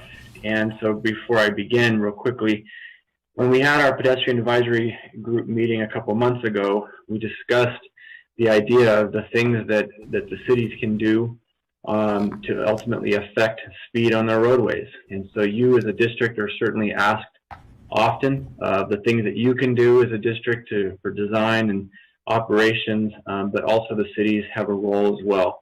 And so this discussion is really intended to sort of get at both of those things, and what are specifically the vertical presence of our roads and our land uses that affect speed and operations. So I know you've had a busy agenda and you have more things to get to, so I'll plow through this and certainly stand for any questions at the end. Oh, let me do my share screen, sorry.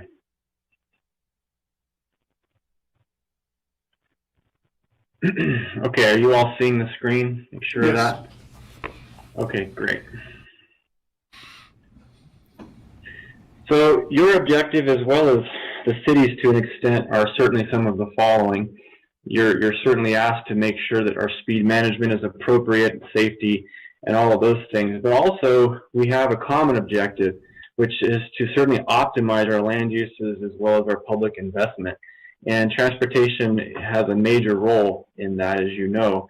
But that land use also has a significant role in the operation and reasonable traffic flow and the sorts of things that the district is tasked with. So this relationship is certainly something that has a symbiotic relationship. I want you to think about sandpaper for a minute. Kind of an odd segue, I know, but nonetheless, here we are, because streets basically can act as sandpaper. And I want you to think about sort of 40 grit and 220, right? We have a common tool, but used for very different purposes. When we think about our streets as sandpaper, we can kind of imagine 220 being something like this, right? An open road in the middle of nowhere kind of a thing, no friction whatsoever, versus 40 grit being the complete opposite and having every friction under the sun just about, that's trying as an environment to grasp the attention of drivers, and making sure that we are certainly aware of everything that's going on. So two drastically different environments, yet the commonality is obviously vehicles and drivers driving upon them. So when we think about our cities and what our purpose of good land use is, and what we're trying to fulfill with our comp plans and so forth, which of those two scenarios are we really trying to achieve, or is there a middle ground? And the answer is probably a little bit of all of them, but certainly some of those vertical elements have a role and a responsibility to the operations of the street. So when we think about friction, just big picture, what are those different pieces that contribute to friction? I'm not going to read all of these off, but you get the general sense. Certainly, again, you're asked on the design realm all the time to come up with designs that get to what the cities are asking for, but also what the citizens of this county are asking you. So it's multiple parties, not just the cities as an entity. Also, things like user presence, right? So if we have an environment where we don't have a lot of folks walking, for example, that friction is less. But if we have a place in our communities where we want people to be more so than others, then we should have a higher expectation of that user presence, and thus the friction increases. Some of the examples that you often experience with respect to roadway design and friction are some of these that are illustrated in this graphic, things that you're certainly dealing with on a project-to-project basis and are asked to put in and design all over the county. Example sort of personified here is an image such as this, where all these pieces sort of come together. But we got to start thinking about the purpose of this, which is respectfully of vertical elements. So it's street trees, the buildings, and some of the other things that we'll be getting into. So what are those vertical elements? Buildings, obviously, that's a given. Our street tree shrubs are vertical. Shrubs aren't very tall, so there's not a lot of vertical nature to them, but they do provide a little bit of that friction. And then some of the other things that are listed here that are often part of our projects and are desired for our cities. Some examples. So I'm going to just kind of quickly go through a few things, and in your own mind, you tell me, is this 220 or is this 40? Right? This is a roadway that you're all familiar with, and some will be on momentarily, but not a lot of friction here. And so our corresponding speed of travel generally dictates or reflects that, I should say. So even though it's asked to be 35, we often know that this is a roadway where we find ourselves going 45 to 50, really without much of a problem. On the flip side, a tremendous amount of friction. The friction in this case comes from the median, it comes from on-street parking, it certainly comes from the trees. Another example, not a ton of friction here, right? An old state highway that you all have inherited and now have to fix. So you're dealing with this now, but nonetheless, not a lot of friction here, whereas a very different scenario and a whole bunch of friction here, more of the 40 or even 60 grit kind of an example. But notice the building facade certainly pulled up to the street and encloses our area, our drive space, our street, and gives us a whole different perspective. And that's what I'm going to start diving into in a minute. Before I do that, in our discussion at the PAG a few months ago, Park Center was brought up. I brought this up as kind of one that I think illustrates this point quite a bit. And so those of you who are familiar with it, you know the corridor, but if you're not, I'm going to show you just a few examples. So in the northwest quadrant, you get into the downtown Boise environment, and in the southeast, you get out toward Harris Ranch. Well, this master corridor is a significant arterial for the southeast Boise area. And when you start to come over the bridge, you can see how we used to think about things. And you see land uses that sort of reflect 70s and 80s era thinking, where the buildings are pulled way back, you know, big surface parking lots, and so forth. Clearly we don't have the street tree aspect, no medians or anything.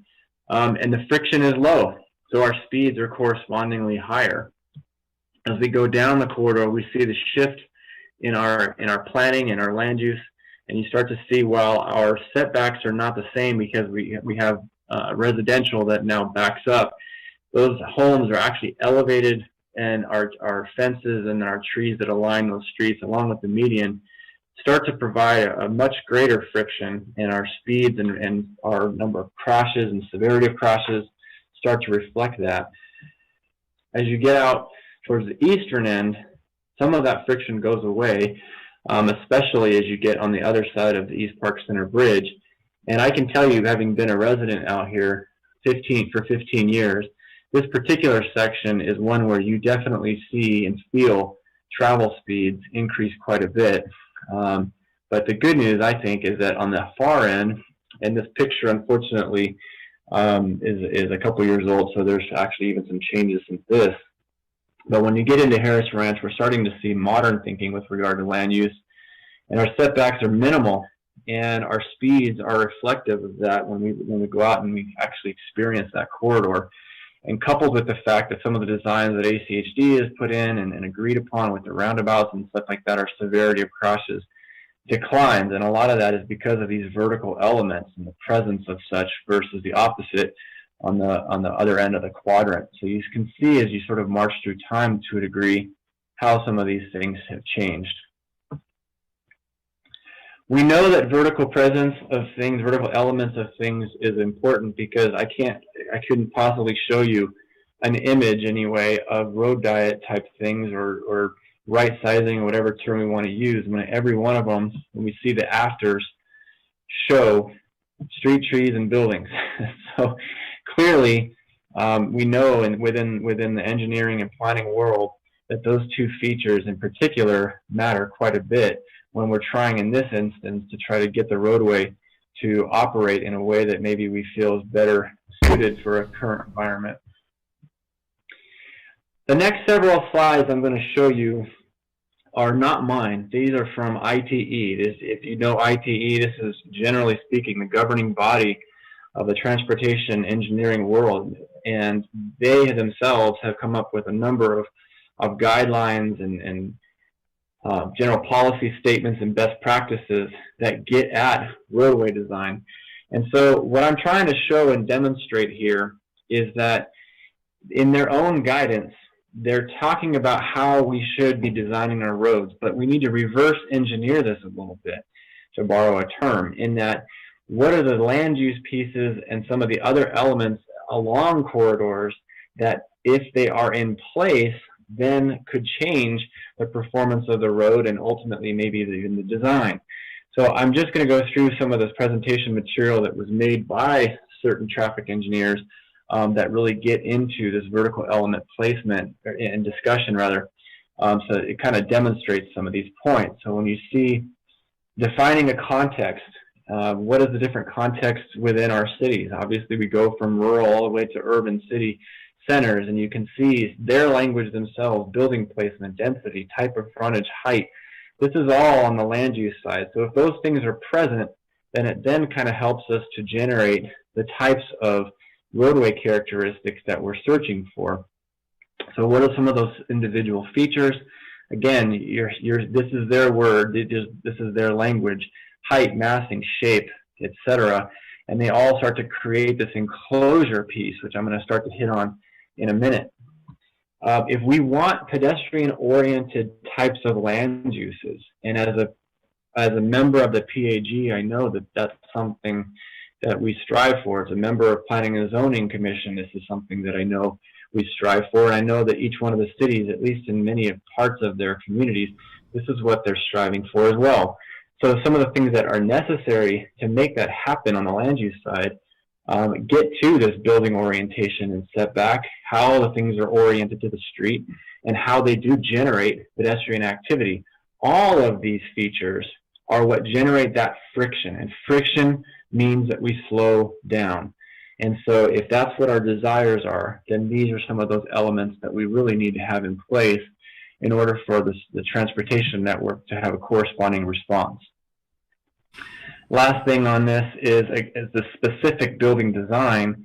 Again, I've kind of touched on this, but I really want to hit on this, especially the second part of that, the thoroughfare enclosure element of things. This is what I'm really trying to get to in this presentation. So again, this is ITE's own guidance and recommendations, and if you go through some of their own documentation, you'll see they flat out have guidance on the types of height to width ratio that starts to really be effective to create the types of environments that we often are seeking, and start to affect that friction that we're talking about, and again, the corresponding response from drivers on how and when they should start to slow down. But the specific recommendations that ITE makes with regard to height to width really begins at this 1 to 4, but ultimately gets into the 1 to 2. So you can see how this is actually depicted in their own guidance with regard to how high a building can start to be to start to create that enclosure effect that ultimately changes behaviors of drivers and generates the attractive appeal for pedestrians. In their own guidance, I won't read all of this, but at least kind of touching on this. So buildings, primary features of urban context, right? Helps create the experience of being in a city, comfortable for pedestrians. All of that is friction. And friction, again, gets us to a roadway performance that's more in line with what we're generally seeking when it comes to our land use desires. When you look at even their own renderings, you start to see commonalities, whether it's a boulevard, whether it's an avenue, or whether it's a street, right? We have different functional class type things, different typologies rather, but ultimately some very common pieces. And that's not to suggest every single street is intended to look like this, but if we are intending for them to be active amongst people outside of cars, then those common features are vertical elements such as the buildings, such as street trees, in some cases on-street parking, and the other things that you're often asked to address. And kind of coming into the home stretch, this is one I really want to hit on. You're often asked to be considerate of the adjacent context of land use, and this is what this has been all about. Again, as was mentioned earlier, we still have parts of Ada County that are very rural or transitioning, and in recognizing that, we know that the roadway design is going to continue to reflect that, but ultimately start to change into a new land use context, especially as much as we can to try to hit the target of what the municipal governments are shooting for. But I want to point out that top sentence because that's incredibly important. The thoroughfare both responds to and contributes to shaping the context and defining the place. So this marriage between the land use planning side of things and the transportation side and the vertical elements and all of the different types of land use contexts married with a good roadway design is critical and really does have that symbiotic relationship.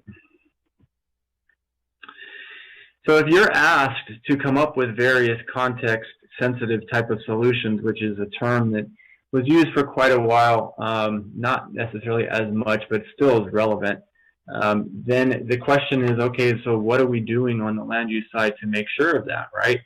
How are we making sure that we're approving things and accommodating land uses that get to more of an urban center, urban core, or various other contexts so that the district can then come back and design a road appropriate and do their part to match up, as I mentioned with that sentence earlier, so that both sides of this coin can work to really optimize our communities. Last few things, as I kind of mentioned here, actually I'll skip through this pretty quick, but just ultimately some of those considerations. I've kind of touched on this, so I won't hit that too hard. But kind of in the last handful of slides here, these concepts are not new. These concepts are in every single comprehensive plan within the communities of Ada County.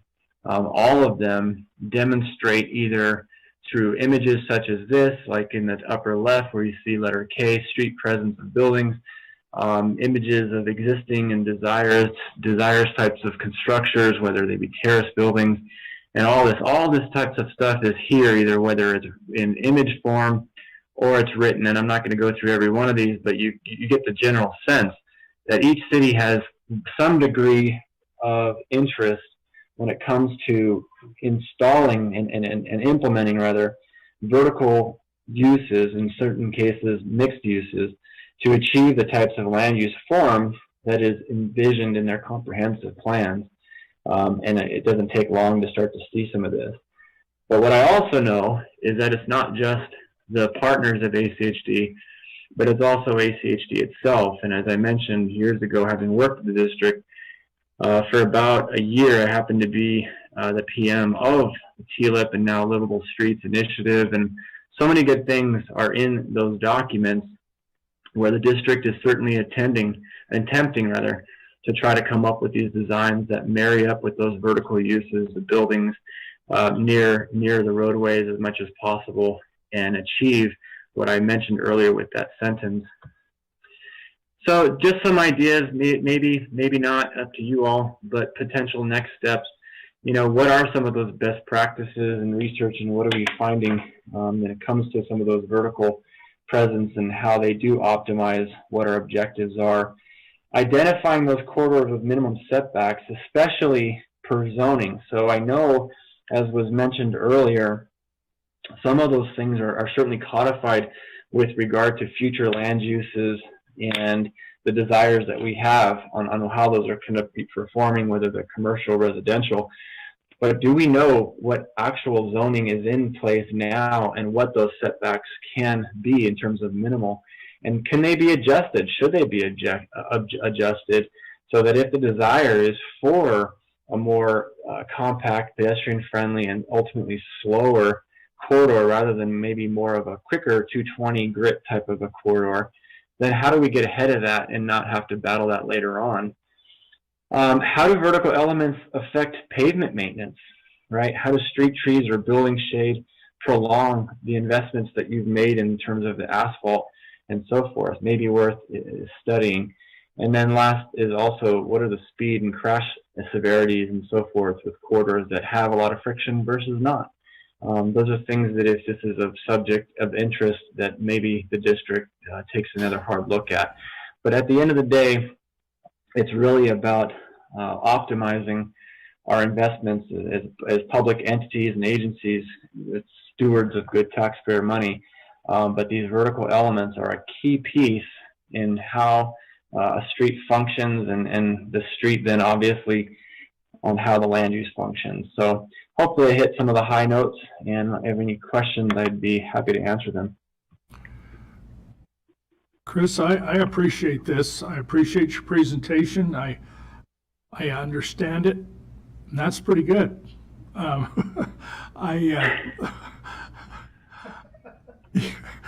don't know why people laugh at me when I say that, but anyhow, I can see your point very quickly, very easily, and I know it works. How much do you think that ACHD is considering these vertical aspects enough, or should we be more linked arm in arm with land use planners, or what? I mean, I appreciate the presentation. I'd like you to tell me maybe where you think we are in all this. And that's a doozy of a question for me to consider. Is that tell me if it's unfair, and I'll withdraw the question. No, it's not unfair. I just don't want to take up a lot of your time. I will say this. Over the last 10 years in particular, I've had the good fortune of working in states from Alaska to West Virginia and have seen examples of how things are done really, really well and how things are done really, really poorly. My general impression of the very place I live and ACHD is that there's a lot of good things happening. In fact, some of the training that we provide all over the place, we cite flat out district tools and projects that have been done. And so I think there's a lot of good kudos to go around at the district. When it comes to the vertical elements of things, I'm going to say, I'll be honest in that I do think that there's room to improve. The specific area, the land use side is always tricky. I recognize that. I recognize the waters get muddy with regard to legislative abilities and all of the jurisdictional things. I think, honestly, an area that I'd love to see get figured out is street trees. I think that we know that there's an incredible value that comes along with street trees. And I don't know what the ultimate solution ends up being. That's for all of you much smarter people than me to solve. But I'd like to see, I would love to see that, because I think that's a vertical element that is very necessary, and it's very effective for as many other tools as I've mentioned. And on the building side of things, again, certainly if the cities are not as aware of the potential effects that the footprint of buildings have, or even just putting a couple of rows of parking between maybe even a 3 or 4 story building and the road, that does have an effect. So that discussion, I think, is one that ought to also be had to ultimately, again, optimize the investments that we're trying to make and get to those goals that we're all sort of shooting for. I could go on and on and on, but I won't. That's where I'll stop for now. Well, as you were speaking, I couldn't help but start to think myself about what's going on in downtown Meridian. When I was sitting on Parks and Rec Commission, we decided to change out the philosophy of the street trees and put those planters in the way they are, and the trees are designed, and the planters are designed to replace the trees every so often before they get to be humongous and problematic. But in connection or conjunction with the higher rise development that's going on downtown, I see right off the bat how that's probably going to slow down traffic. And we allowed and helped with the medians and the landscaping that way a few years back, and it's basically changed the whole downtown, don't you think, Dave? Yeah, I'm following you along there. And I'll just real quickly before any other questions, one of the questions we often ask when we go into communities, whether they're in or outside of Idaho, is, what's your most iconic street? If someone flew into your town and said, give me a tour, and you took them down a particular street, the question is, can that street be replicated today? Often is the case, the answer is no. And yet it's viewed oftentimes as our most iconic street. So the question is, why not?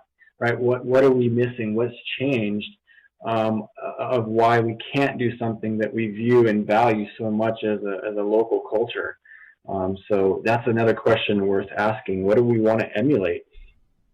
Thanks. I chuckled there because yesterday I fished with an old geezer who told me he was old enough that he remembered when Broadway was a dirt road.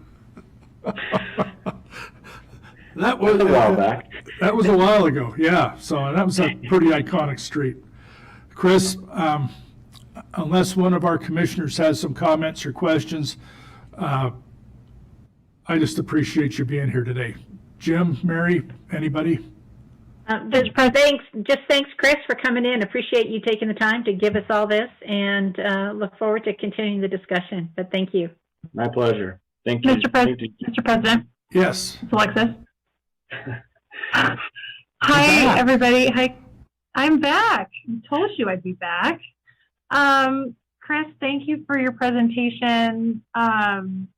Just for the record, Chris and I, we've worked together on public health related initiatives in the past. It's been always insightful to learn and work with you. And I'm just really curious. With the tree piece and the vertical elements, I'd love to know more if there are any measures and metrics around return on investment with trees in terms of pavement and that sort of thing. In part because, trees and things like that, they oftentimes generate savings in other sectors outside of roads. So, for example, the savings are realized in better air quality, lower healthcare costs, and all of those things. So that's, traditionally what I'm familiar with and come from that, lens. But I would love to know more on the return on investment on that piece. And I know that we're not in the landscaping business, but just how to better understand that connection and make informed decisions. Thank you. I don't know if that was a question or you were wanting question and comment. Okay. Well, I'll hit the high notes in that the return on investment of trees is known and becoming more known by the year. There was a study not long ago out of New York that actually quantified the value of a street tree annually to, I think it was about $65 per tree. The ability of trees to filter local air quality is known. You all, as a highway district, have to go through all the CMAQ stuff with regard to federal compliance, and trees only help you, right? They actually only really do help. Certainly on the maintenance side of things, that's definitely another piece of it, is the prolonging of asphalt. We were in South Jordan, Utah, a couple of years ago, and we went out and we measured the temperature that was in and around their civic site. A lot of folks walking, biking, etc. It was a nice hot summer day in the without the shade, 120 degrees, right next to a bus stop. With the shade, 90.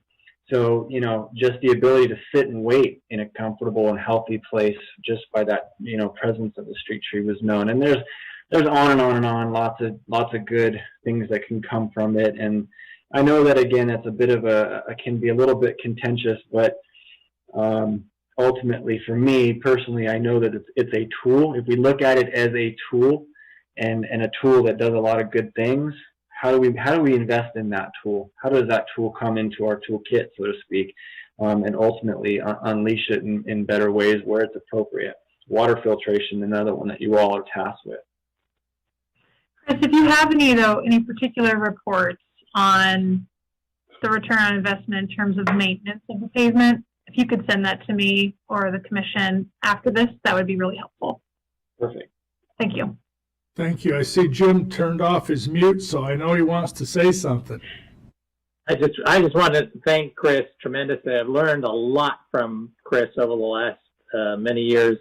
And he's right, you know, none of this is new. It's embedded in our livable street design, and it's very context specific, and that we have, you go from one area to another area, and it's a very different context. And we've kind of figured out, at least in urban renewal districts, where you can co-create within an urban renewal district, the transportation side and the land use side, or in the specific planning ordinances in those couple places where we have them.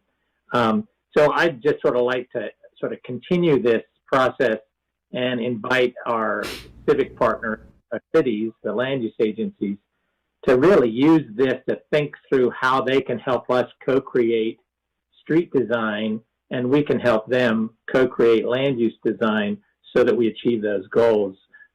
Because without it, we're going in opposite directions, or we risk going in opposite direction despite what our policies may say. So I just really appreciate that. And now that you're on the Planning and Zoning Commission, maybe that's one place where that could be raised, as well, obviously, with the City Council. Thanks.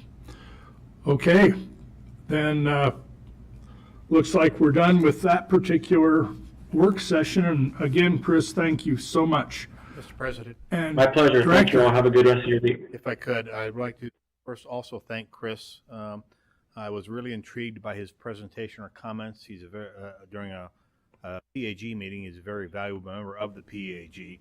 And unless the commission concerns, I do this with the director of Compass and see if we can get, if Compass would have Chris make a similar presentation with all of the elected leadership that both in Canyon County and in Ada County, there to start this thought process. That's a pretty good idea. But Yeah. very, very Great idea. Very good, important member of the PAG. All righty. Thank you. Mr. President? Yes. Just an FYI, I think the Director Wrong's mic was cutting out a little bit, so I had to repeat. I think I got most of it, but just as an FYI. Mr. President, Commissioner Pickering, he's a great guy. It's a great idea, and I'm going to try and get Compass to bring him on board so that all the elected leaderships can see that. And I guess I'm going to need a new tie. Diane promptly moved to the other mic. Mr. President, on your next workshop, as you know, the last several months we've been presenting to you pieces or thought pieces as to how we're going to be approaching the budget, recommendations from the staff when it comes down to all sorts of things across the district, from new infrastructure, pieces, parts, people, that sort of thing. This is part of that series. It'll wrap up next week with me making a presentation to all of you on thoughts. Again, it's an informational piece.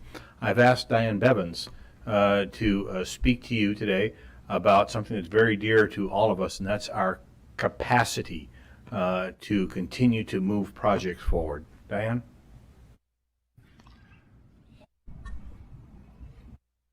Thank you. Mr. President, Welcome. Commissioners, we thought we'd try something new with the new setup. since it's a work session, so we'll see how it goes. And Diane Bevins, I am the manager of capital projects, and I'm here to talk to you about our capacity and enhancing it for design. So this isn't a new thing that the commission has heard, but our project teams, our project managers are at or over capacity. Speaking of project managers, we've added one in the past 5 years, and over that 5 years, our project requirements based on our capital budget have increased by 67%. We've heard this message as far back as 2016 when we did our strategic plan, talking about growth and the project load and the public requests and requirements that are put on our PMs and our project teams and staff. And as you can probably figure out, our capacity directly correlates to the number of project managers we have and the staff and our consultants available to support our projects. Just to give you a little insight into our project teams and our process, we do have a project management guide. The latest version was adopted by the commission in 2015, but it is considered a living document. So we do make regular amendments to it to kind of meet our current practices. We have a cradle to grave philosophy, so a project manager is assigned when the project goes into the 5-year work plan and starts design. They are responsible for scope, schedule, budget, all the way through right of way and construction until the very end of the project. Our process is predictable, it's transparent.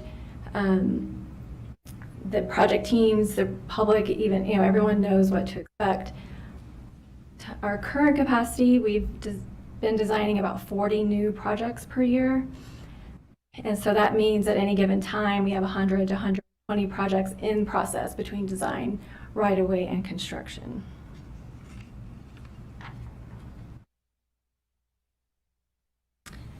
So we are looking at things to do that we could do in-house to enhance our design capacity, but we're always looking for process improvements and a way to be more efficient. So adding new flexibility into our project process, there's lots of ideas we have here, just some examples. Reducing the number of team meetings. The third bullet there, project bundling, is an idea to do that, where you take similar projects, and instead of having 4 different projects, you make them at one larger project, so it reduces the number of meetings. Less ACHD technical staff on certain projects, and DTS plays a huge role in our project teams. They're the majority, if not almost all of our project team members. They're the technical experts here at ACHD. So they can reduce the number of team members by having 1 or 2 people represent their entire division. There is increased risk with this, and we'll talk about that on the next slide. We also are considering and will implement increasing consultant involvement. So we have most of our projects consultants design now, so we can rely more heavily on them and put more tasks on them beyond the design, because a lot of firms have national presence and a depth of knowledge in a lot of these areas. And some of the areas where we really need extra support are bike, drainage, environmental, and public involvement. Of course, this means increased costs. And we do consider these more of a Band-Aid, kind of a shorter term fix. As the box there on the bottom says, it really helps us stay where we are, keeping our heads above water, and doesn't significantly increase our capacity. So some of the risks and challenges associated with these are reducing review and involvement by ACHD staff that could increase our errors. The PMs and the teams are already at capacity, so trying to do more. Then we have concerns about burnout, morale, and turnover, which immediately decreases our ability to do more. We have a constantly evolving design environment, and getting that information out to our staff is easy, but then getting that information out to a wider audience and making sure we have consistency in our decisions and our implementations. One other thing that came up this week was we also lose the ability to be innovative. When we're at capacity, we're keeping our heads above water. Innovation and new ideas and out of the box thinking. It takes time, right? And we're just trying to keep up at this point. So some longer term and sustainable solutions we'd like to talk about is, one thing we talked about is outsourcing project team functions. So even outsourcing more, potentially a project manager or full oversight of a project. It would still require some review and oversight, obviously, and some decision-making roles by ECHD. And the other idea is increasing our project team capacity, so adding additional staff. And this would ensure that we maintain that decision control all levels through the process. I mean, there's a million decisions, big and small, that get made on a project through the process. This does reduce our risks and our potential areas, and is a more cost-effective solution. So our recommended solution is a composite of outsourcing where it makes sense and relying more on our consultants and our internal increased capacity. Just always looking at those process improvements, and this was a time we really dug in to look at that. And hiring an additional project team. So there's 7 positions here. I would like to point out that a few of these have been requested for staff additions for multiple years. So the costs and benefits for those 7 employees, it is about $730,000 per year. That includes the full benefit cost. We estimate outsourcing to be about double that, at about $1.5 million a year, to cover those 7 staff members. And obviously the benefits, we can increase our design capacity. We can also implement our shelf project strategy, which we've struggled with for the past few years. Money does become available from time to time. Projects do get delayed and leaves holes in the budget, but backfilling those with projects, we just don't have that shelf project list right now. And it supports our commission directives that you have given us. Increased public involvement, again, that innovative design solutions, especially around ped and bike and ADA, and then our new approach to doing holistic maintenance projects. So our proposed next steps are to work and finalize the strategy and bring this back to you through the FY22 budget process, as well as the 22 to 26 5-year work process. So I'm here if you have any questions. I have to thank you. I've been discussing this with the director for a little while now. And I come at this from maybe a more pragmatic point of view, but also what's the worst case scenario type thing. And one of the things that keeps coming back to my mind, and you brought this partly to our attention, was back in the time here in the relatively recent past when it became very obvious what a complete and total advantage it was to this agency to have our own lab. With regards to what was going on in the rest of the state, when people decided to do some things that weren't ethical or honest or cost effective or anything else, and it affected several places in Idaho, the state transportation system. And it only did a few square feet of us, and it was on a federal project. So I'm always asking, and most of the commission isn't aware of this because I try to do it privately, is exactly what is the benefit to us to keep something in-house. One of the things I have realized over the last 6 years plus is that low bid doesn't always mean the most efficient use of our money. And we don't have anywhere near the guarantees of quality product by outsourcing more and more and more of the decision-making process around here than by keeping it in-house. This is not a pit stop for people's careers. This has become a career shop. and people don't want to mess up. I've noticed that time and time and time again.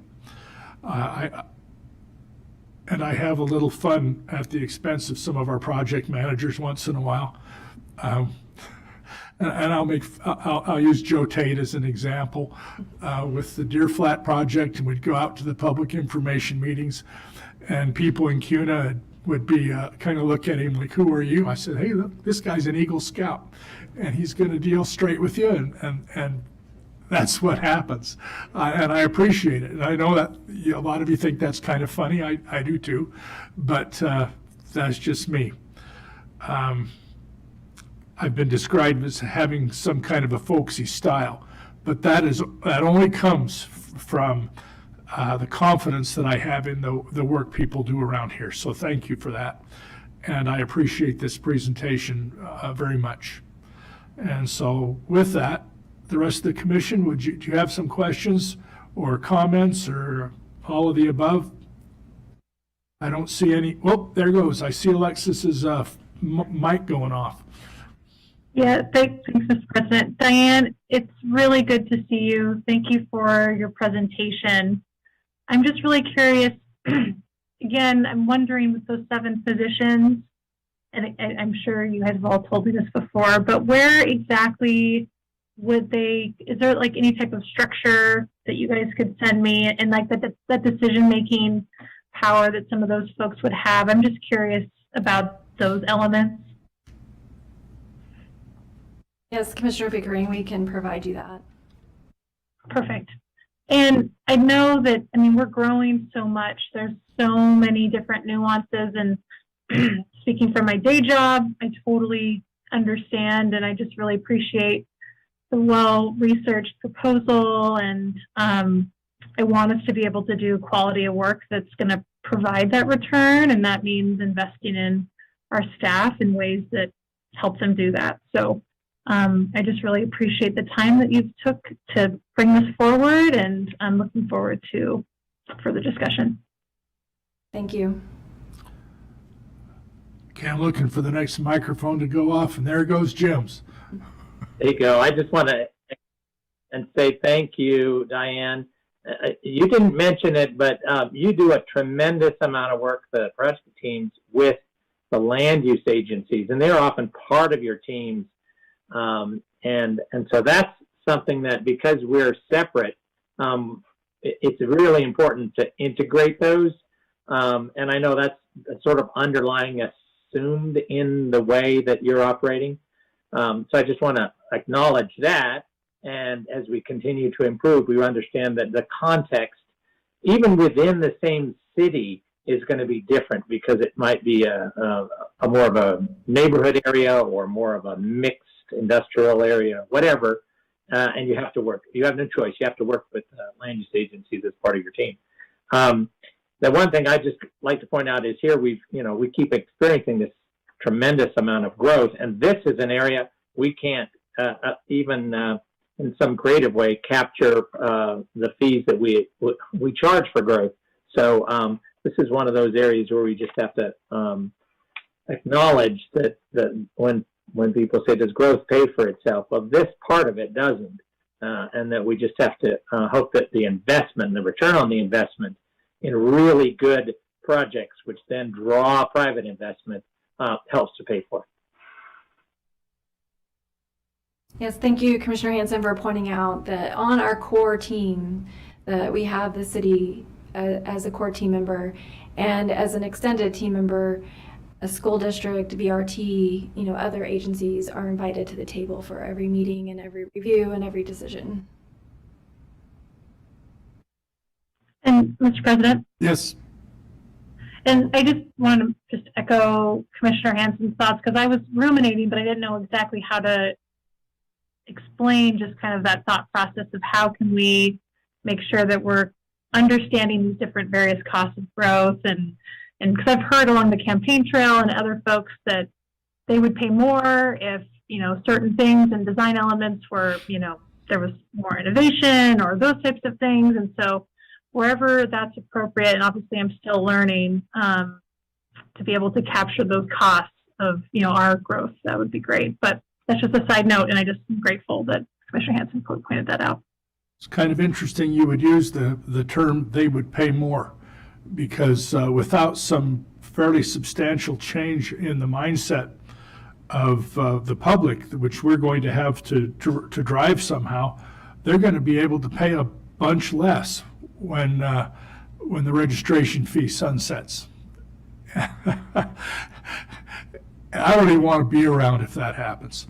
So, anywho, interesting you should say that. Thank you. Dave, you got any comments? Yeah, I do, Mr. President, thank you. Diane, just a couple of questions. Currently, what proportion of projects, engineering projects or design projects, are done in-house at ACHD versus by consultants? Can you give me a rough estimate of that? Yes, Commissioner McKinney, it's about 10% are designed, I would say, in-house by our DTS ACHD design staff. And so the majority, well over majority, are put out to consultants. Okay. And yet, I noticed from your slides, your estimate is that the cost of an in-house design team is about half of the cost of a consultant? Yes, sir, that is my estimate based on their salaries, overhead, and then we pay profit on top of that as well for consultants. Okay. That's interesting. I used to work for a consulting engineering firm, and of course, the one thing that consultants give us is more flexibility. As workload varies, if you've got a fixed in-house staff, you only have so much staff and so much capacity. So with variations, consultants, of course, give that flexibility. But question, and I wonder, can we go back? Are your slides? Can we go back to the slides that she showed us, her presentation?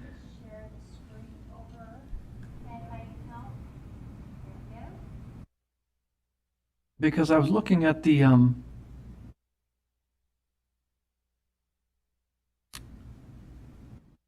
there we go. Let's see. Oh, wrong one. Yeah. Okay. Yeah, not this one.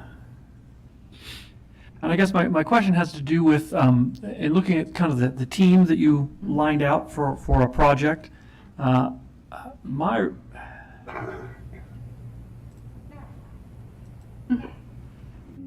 Whoa. I can list them for you. Okay, I'm looking at kind of I'm thinking in terms of you have project manager, project assistant, Traffic engineer, environmental engineer. Right, okay, yeah. And a communications specialist. So on one project team, you'd have one individual just dealing with communications. My recollection as a civil engineer is that one engineer would support several designers who would be putting the ink on paper for the things that the engineer designed, and this doesn't look exactly like that. Now I recognize that many tasks have changed over recent decades, but is this exactly what a project team looks like for current projects? Pretty much. So I do have a slide on that, just in case. So, the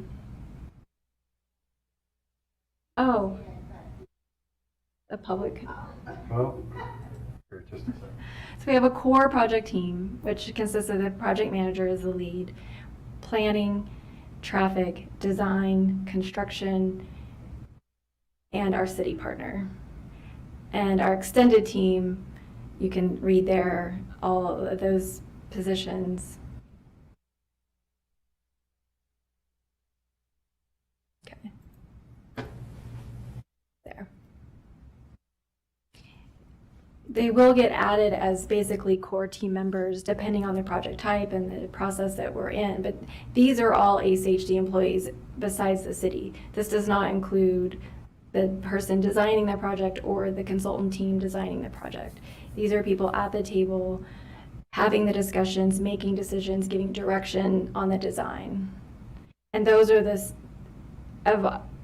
this core team and extended team, those 7 team members are the ones where we need more staff. We're struggling at capacity and supporting the project teams. The project team members we have, they can be on multiple teams.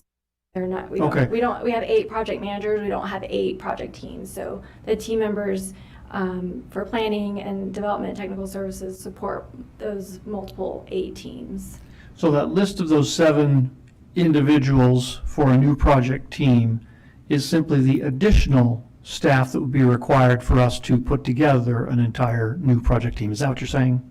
Yes. Okay. To create more project teams to support the existing. Okay, this is what we need in order to create new project teams. This doesn't mean that every project team includes only this. Correct. Okay, all right, good. All right, that's what I wanted. Okay, that helps. Okay. Well, let me just say, and just as a matter of on the comment side of things, I am in favor and have long been in favor of ACHD doing more, because I think, we are in many respects way behind the curve on getting our roadway network completed and put in the condition where it ought to be for today's traffic, let alone for what we anticipate 10, 20 years from now. So in my opinion, if we can, in a reasonable way, increase our capacity to do more, and of course I'm also, very interested in looking at additional funding so that we can afford to do much more, I'm all in favor of it. So I would say absolutely thank you. I would be in favor of moving forward with increasing our capacity. So I think it's a very positive, it would be a very positive development. So thank you. Thank you. Mr. President? Yes. I just want to thank Diane, and I too would be in support of this. I think they've been doing more with less for a while now, and having that control in-house and to increasing that capacity so that we do have that quality control, I think that's going to yield benefits going forward. And so I would be supportive of adding new staff, and I look forward to the discussion. I think Director Long said he's going to be coming back to us with some more information. Is that correct? Yes. As we go forward. All right. Thank you, Diane. Good to see you. Thank you, Commissioner May. All right.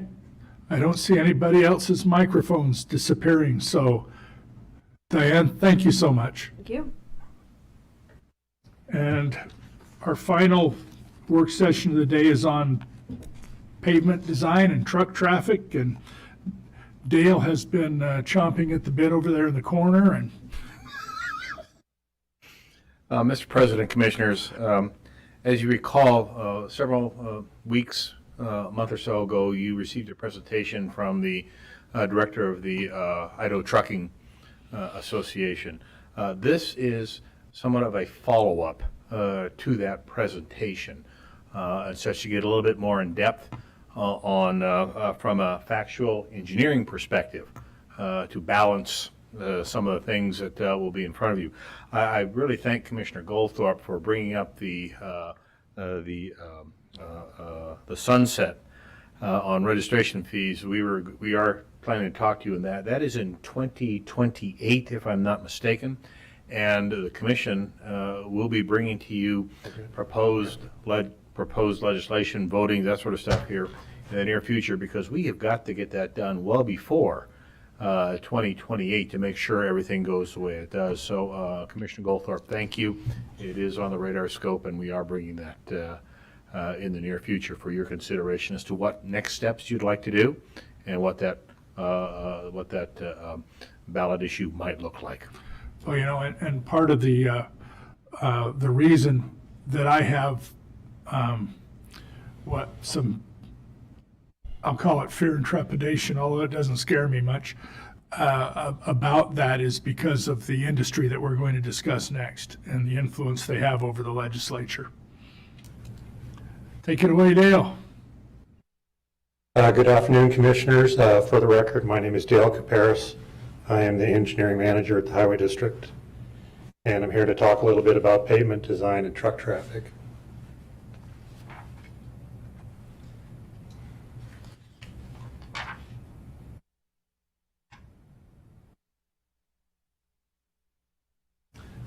This is the old copy of it.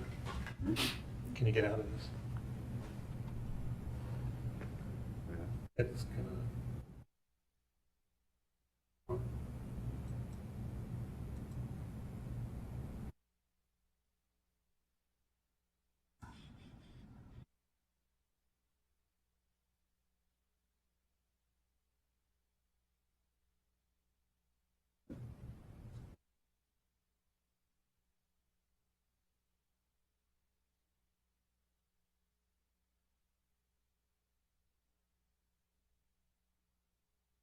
All right, let's start again, please.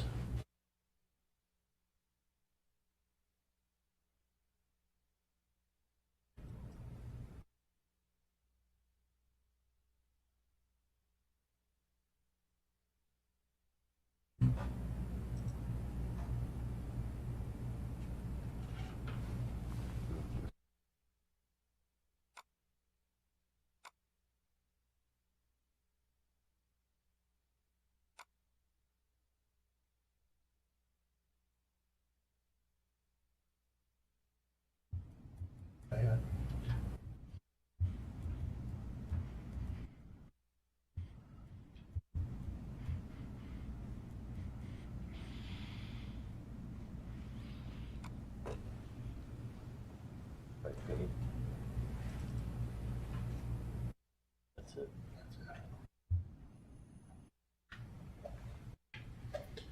All right, sorry for that. This is, like the director mentioned, a follow-up to the presentation from the trucking industry a few weeks back. Bottom line, heavy loads do impact the road structure. However, let's start the discussion with this. What is an easel? Yeah, you're not sharing your screen. Oh, sorry.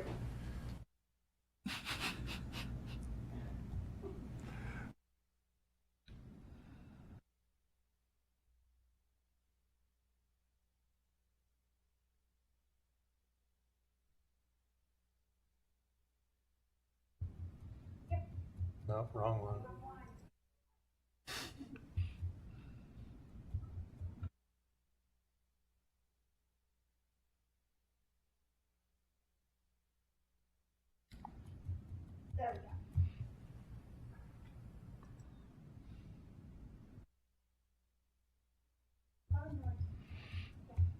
Okay, sorry about that.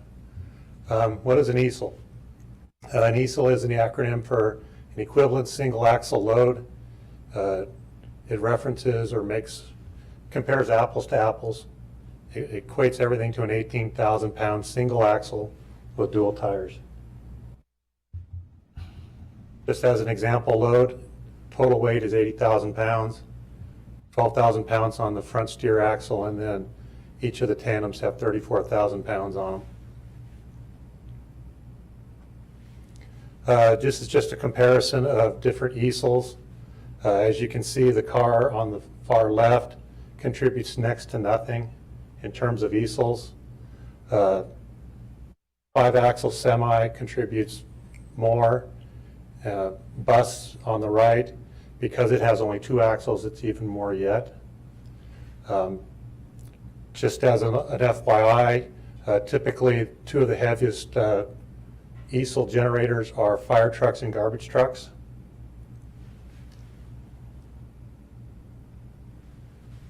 Other design factors that go into pavement, passenger vehicles account for about 95% of traffic volume, and then this necessitates the number of lanes. In 2018, Compass did a freight study. Out of that study, 95.5% of non-interstate traffic is cars, 3.4% of non-interstate traffic is trucks. Roadway usage, this came from the trucking industry's presentation. There's about 56,000 miles of public roads in the state as of 2018. All motorists drive about 17.7 billion miles, and trucks about 2.1 billion miles.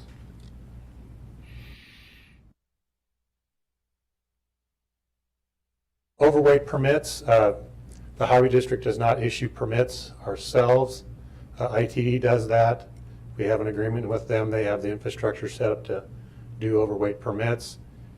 In the past 12 months, we've received nearly 700 requests for different trips of different lengths. We work on routing those loads around the county. Some examples of overweight permits are tanks. They come out of Gallon Field and they go either to armories around the state, parades like downtown for Veterans Day, that kind of thing. Cranes, we have several crane outfits south of the airport, and some of their cranes are quite large.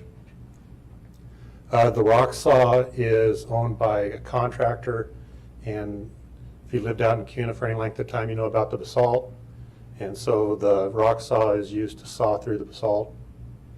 It is quite heavy, it weighs over 200,000 pounds by itself. And then we have large construction equipment, excavators, loaders, etc.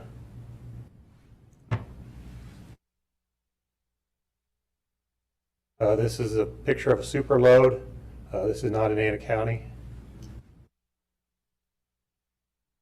We do have a route capacity map that is generated and we give to ITD. This helps them ascertain whether or not certain loads can go on certain routes.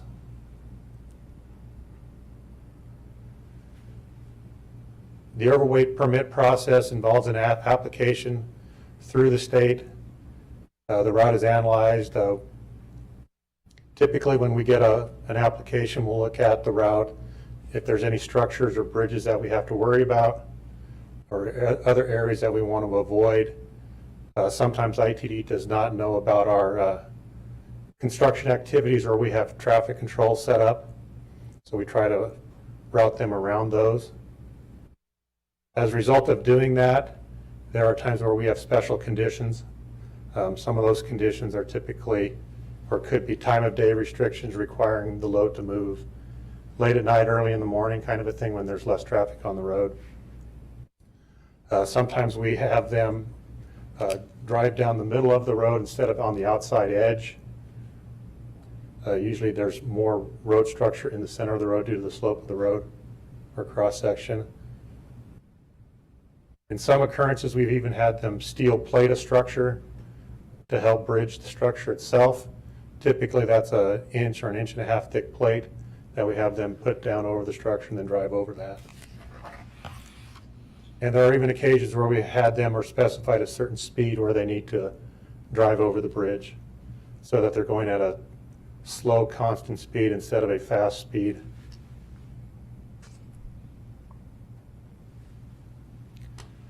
One particular structure I'd like to highlight is Gallon Road Bridge 2110. It's currently weight restricted. Its replacement is also under construction though right now. The hope is that once this is done, then we can try to move some overweight trucks around using Orchard, which everything south of the airport, including tanks and cranes and all that, have to go out Orchard to the interstate. And so the hope is that in the future, this structure will be able to bypass some of that. Trucks' impact on roads. Our pavement design does take truck traffic into account. A properly designed and construction road will not deteriorate faster because of truck traffic. Properly configured and permitted overweight trucks do not cause greater damage to the roads. As an example, Pleasant Valley is currently under construction. It was last constructed or had major work done on it more than 25 years ago. And that is a route that predominantly gets a lot of truck traffic with all the pits and everything south of Gallon Road. Just some final thoughts. Illegal overweight loads are the most damaging to our roads. Then damage increases exponentially for trucks exceeding design axle weights. Just as an example there, it might be a little hard to read. The truck on the left weighs 80,000 pounds, which is overweight, and that consumes the road at a higher rate than 7 regularly loaded trucks that are at legal weights. In the past, we've had issues with rutting and shoving at intersections, and that's led to our use of concrete at intersections to alleviate that. Our structural design of our roadways is for trucks. We use what's called the R value, and that's a value of the amount of truck traffic that a particular road will see. As another example, the design that we're using for the Orchard realignment, because there is a high likelihood that it'll have more trucks, it has a higher R value than, say, a neighborhood street. And then once again, all our overweight vehicles come through ITD. Bottom line, our system does not exhibit signs of excessive wear or damage from trucks because of proactive actions on our part. In the 90s, we had another bond that went through to replace a bunch of our bridge structures. That was successful. We've also started using concrete intersections for our arterial intersections now. Our design and construction standards have changed. They've gotten better over the years, and our maintenance programs have increased. Another item is vehicles weighing between 8,000 and 60,000 pounds under the current legislation are exempt from our vehicle registration fees, and that might be a possible upcoming legislative issue that you might want to consider. And with that, I'll stand for any questions. Thanks, Dale. I'll ask a couple of questions here. You mentioned that we're already building our roads to handle these heavy trucks. How come it was such a big deal when the 129,000-pound load issue came to the commission, and at that particular point in time, we were being told that our roads couldn't handle that? Commissioner Goldthorpe, I don't recall the exact conversation. It depends on where the 129,000-pound load wanted to go. Some routes are more apt to handle it than others are. It just depends upon where a person wants to go. Understood. Also, and this is industry statistics all over the place, including what I've gotten from the ISP. These 80,000-pound loads, they do, you showed the miles that passenger cars drive and the miles the trucks drove, which was about 8 times. But statistically, according to everything I've ever read, these large trucks will do 1,000 times the damage to a road that a regular passenger car will. So if we're only driving 8 times as much as they are, and they're doing 1,000 times the damage, what you're talking here about the possible legislative issues, these guys are absolutely ridiculous, to my opinion, to throw all their effort and the lobbyists and everybody else at us because we want $48 from them for a registration fee. And the public is throwing us under the bridge in terms of absolutely not being willing to continue the registration fee under the current program because they don't think that the truck's not paying that $48 is fair. And that's what ate our lunch in the last election. And unfortunately, the legislature absolutely will not give the public even the right to vote on it. They give the public the right to vote only on vehicles less than 8,000 pounds, nobody else. And when we go to the legislature to ask for the opportunity for local government, which we are, to deal with that ourselves and allow our public to decide that issue, they say, oh, heck no. And I think Bruce has something to say. Mr. President, Commissioners, you are correct. Yeah, I knew I was. The challenge, and just for the Commission's consideration, the challenge that the Commission has here, I believe, in Ada County when it comes down to impacts on the road structure, you've done a great job on ensuring that we have designed, implemented, constructed, developed the road structure that can adequately handle the increasing stresses across the thing. Now, some of the reviews that our team has looked at, when you look at it statewide or outside of the state, that's probably not the same assumption that you can be made, again, because, and I'm not disparaging any other district, I'm just speaking for Ada County at its own, but we have invested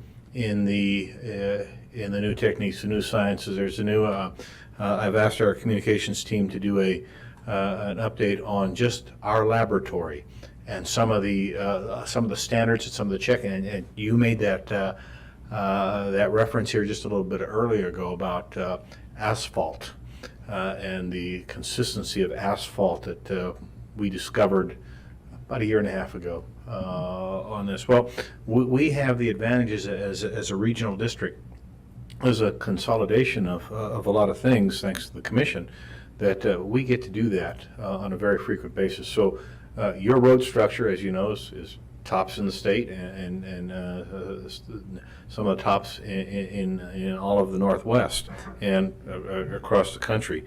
And so it becomes very difficult. It puts, I think, the commission in a very interesting position when you are attempting to convince the legislature that this is a big deal.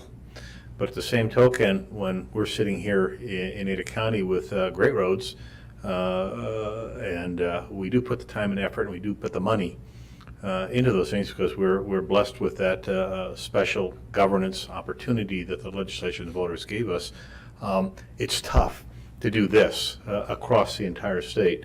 I've seen similar reviews. I think about 9.5 years ago, I think we did one when it came down to the initial 129,000 pound vehicle. But as Dale was saying, that, as my recollection was, that was an issue of those vehicles wanting to use all roads. And those vehicles, well, the commission then, based on the engineering teams we have here, set up a standard that said we can, but you can only use A, B, and C roadways, and here's the routes you must come in and you must go out. Why? Because we developed and built those roads to be able to withstand that type of issue. But across, if those trucks go off somewhere else, that's not the case. There will be more damage on it. But I thought, again, this might be a very interesting next step in the discussion. We had a good discussion on that last bullet when it came down to what the commission may want to consider again for another run for additional legislation, the registration fees as we go forward, because this really, it may not be a dollar issue per se, it may be a fairness issue when it comes down That was the whole issue. I mean, Dave Frazier, one guy picked up on the fact, and he does the Boise Guardian. He picked up on the fact that those trucks got off scot-free with paying, in round numbers, this much to use Ada County roads. And everybody else paid everything. And one day was all it took to put that out to the public, and our hopes of having that registration fee continue just flushed. Well, what the staff will be recommending again, Commissioner, is as we approach the summer months, will be to have those proposed legislative options for the commission early, so that as if you are so inclined, you can share them with cities and Ada County as we go forward, and hopefully have those all laid out, ready to go with your blessings by the end of summer timeframe. So there's plenty of time. Well, this and the impact fee. That's another one. These are things that actually need to be addressed at least as much with the legislature as the public, because we can't even get the support of the Ada County legislators for this. Only two that I know of would be supportive. Well, again, Mr. President, Commissioners, that's why we are planning to start early and to bring those recommendations to you for your decision. And then after that process, again, share it with the cities, the county, the association of cities. As you know, we are moving to rejoin Yep. the Association of Highway Districts, and maybe that all those moves together may give the commission a little bit more success on these very important issues that the commission continues to raise, not only here but across with the legislature. But I hope this sort of, again, that last bullet is where I think there's a lot of opportunity. Thank you. I'm just glad we got as much time as we do, because it's going to be a bit of a battle. Mr. President? Yes. Yeah, quick question for Ross. So this is an example of an area, I'm sure you're very familiar with it, 3rd and Myrtle. The asphalt, there's been so much building downtown for a long time. And for some reason, 3rd and Myrtle always becomes a place where you get these undulations, which obviously are, as you described, are not caused by automobiles as much as all the big trucks that come in. And so is there anything we can do? Because we know there's certain locations where they're going to have to stop. And you say there's, you know, they sort of break at those stop signs or stop lights, that we can sort of say, you know, at this location, we're going to have to replace it a lot more often. Can we figure out a way of getting you guys to help pay for it as part of the cost of all this construction that's happening in that area? So I don't know. I noticed it, you know, it got fixed, but I'm sure it'll be back after a while. 3rd and Maple, Myrtle, I'm sure you're very familiar with. Mr. President, Commissioner Hanson, 3rd and Myrtle, you know, it has the somewhat unfortunate being in part, one is a state highway. We don't have any jurisdiction over Myrtle itself. 3rd Street, you know, it is a spot where we could look at putting concrete in. In the past, we've been told ITD doesn't like concrete on their local road system, so. Mr. President, I just can't pass this opportunity up, but at the same token, absolutely great. We need the staff to make that happen. Thank you very much, sir.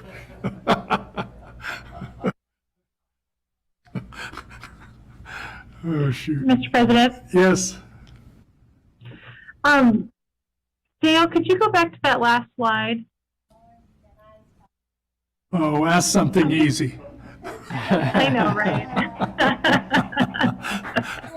But while you're trying to figure that out, I guess my question is, what would be, if you could, you know, share, what's the cost increase, you know, percentage-wise, by, you know, making this shift for our intersections and these other roads and routes that are inclined to have this kind of traffic on it? Like if you throw out a percentage, how much do you think it would be versus doing it normally? How much the difference is between concrete and asphalt? Yes. Mr. President, Commissioner Pickering, I'd hate to just give you an inaccurate guess. There's a lot of factors that come into what time of year, what year it is, and what the markets are doing globally for oil, which asphalt's made out of. So there's times where concrete could be a better bargain. Concrete's always going to cost more, but it does last a lot longer. And so you have to look at not only the initial cost, but the cost you have to put into it every year in terms of maintaining an asphalt pavement. So maybe double. It just depends upon, you know, what it is, where it is, and things like that. Price of oil and the price of rebar. Correct. And my next question, so I drive on that Gowan Bridge a lot, and I'm just wondering, with us updating it, and with, you know, us rerouting potentially a lot more of that those heavier trucks on it, what's kind of your expectation for how long that bridge is going to last with that increase in traffic? Commissioner Pickering, Mr. President. If I remember right, the design life of the bridge is either 75 or 100 years. Even with kind of that accommodation with those heavier trucks? Correct. Okay. Thank you. Just This as is an very aside- informative. Just as an aside there, the existing structure, I think, was built in 1937, so it's had a good long life. But nothing like the Rainbow Bridge on 55. Mr. President, I Yes. have a couple of questions. Dale, my background, I'm a civil engineer, I'm a PE, and I've done bridge design and highway design and so on. And I have to admit, I was a little bit surprised by that slide that said a properly designed roadway will not wear out faster under truck traffic. And I'm just kind of, help me out there, because if you've got an axle load from a passenger vehicle, which is very small, as you showed, as opposed to, say, an 18,000 or 20,000 pound axle load from a large truck, asphalt pavement is flexible. It's considered a flexible pavement. You're going to get more flexure with a heavier load, always, right? Correct. Does not the flexure of the asphalt pavement under the heavier load, isn't that the primary mechanism for deterioration of pavement, along with freeze-thaw action that ensues? Because the flexure causes micro-cracking, water gets in, you get freeze-thaw action. That's what destroys your pavement over time, is it not? Mr. President, Commissioner McKinney, yes, that is true. There are other conditions that also deteriorate our pavement. Climate does. Okay. Whether the sun is beating down on it all the time. The actual mix itself does play a part of it. We've had a change in the past probably 10 to 15 years in asphalt mix design themselves. Mixes are becoming stiffer than they were in the past. So there are certain design tools that we have in order to make asphalt last longer. Oh, and chip seal too. Oh, well, okay. When we look at maintenance and all those things, we have to compare apples to apples here. So we under the same conditions, we're just comparing the difference between passenger vehicles versus trucks. And I have a hard time sitting back and saying, oh yeah, trucks don't cause faster deterioration of pavement. That just really, and especially, one of the truck types that you mentioned that it didn't show up on the graph, but it was kind of outside the graph, garbage trucks, which go up and down neighborhood streets every week throughout the entire county. And so you may have streets, your typical neighborhood street, won't have 6 inches of asphalt. I don't know what the standard thickness is for a residential street. Is it 3 inches? 3, something like that? Okay.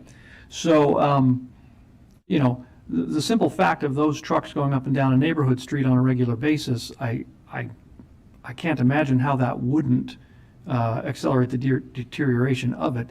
That being said, and I guess, and I'm not trying to be argumentative, but I look at this and I say, it just seems difficult for us to sit back and say trucks aren't causing more deterioration to our streets than when passenger vehicles do. I think I don't know how we can say that. And I guess tell me where I'm wrong if I'm wrong. Mr. President, Commissioner McKinney, if I could try to answer that question for you. Gary Inselman, Deputy Director of Development Technical Services.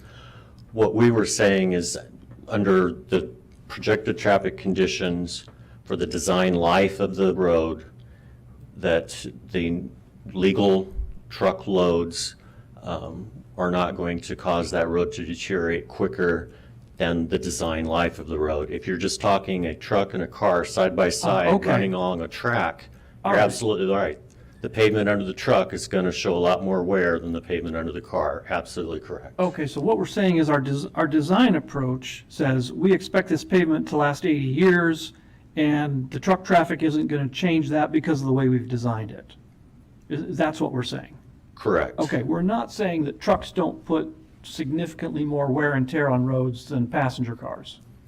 No, President Goldthorpe, Commissioner McKinney, that's the easel graphic showed, it's on the order of, thousands of times more. Absolutely correct. Okay, right. And I think that, because that comes back to the comment that Commissioner Goldthorpe made, that, we have a reasonable basis to look at truck traffic and say, hey, truck traffic puts a much greater stress on roadways, therefore, by proportionally speaking, it imposes a higher cost. And I think that's a fair statement, is it not? President Goldthorpe, Commissioner McKinney, absolutely correct. The structural section of the road is designed for the truck, not the passenger car. So that comes at a cost, and one could reasonably say that they should pay a portion of that cost as a political consideration. Okay, Absolutely yeah. correct. So for example, if for example, our roadway network, if suddenly magically all trucks disappeared, would not our pavement last dramatically longer than it currently does? President Goldthorpe, Commissioner McKinney, it possibly could, or we could make them much thinner section and be more cost efficient. Right, okay. Absolutely. All right, thank you. I appreciate the information. Thank you.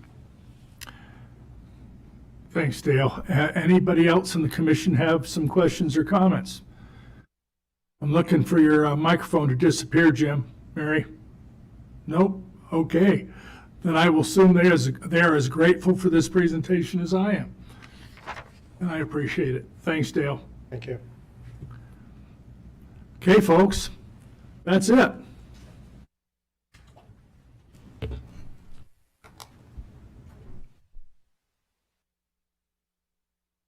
That clarification was helpful.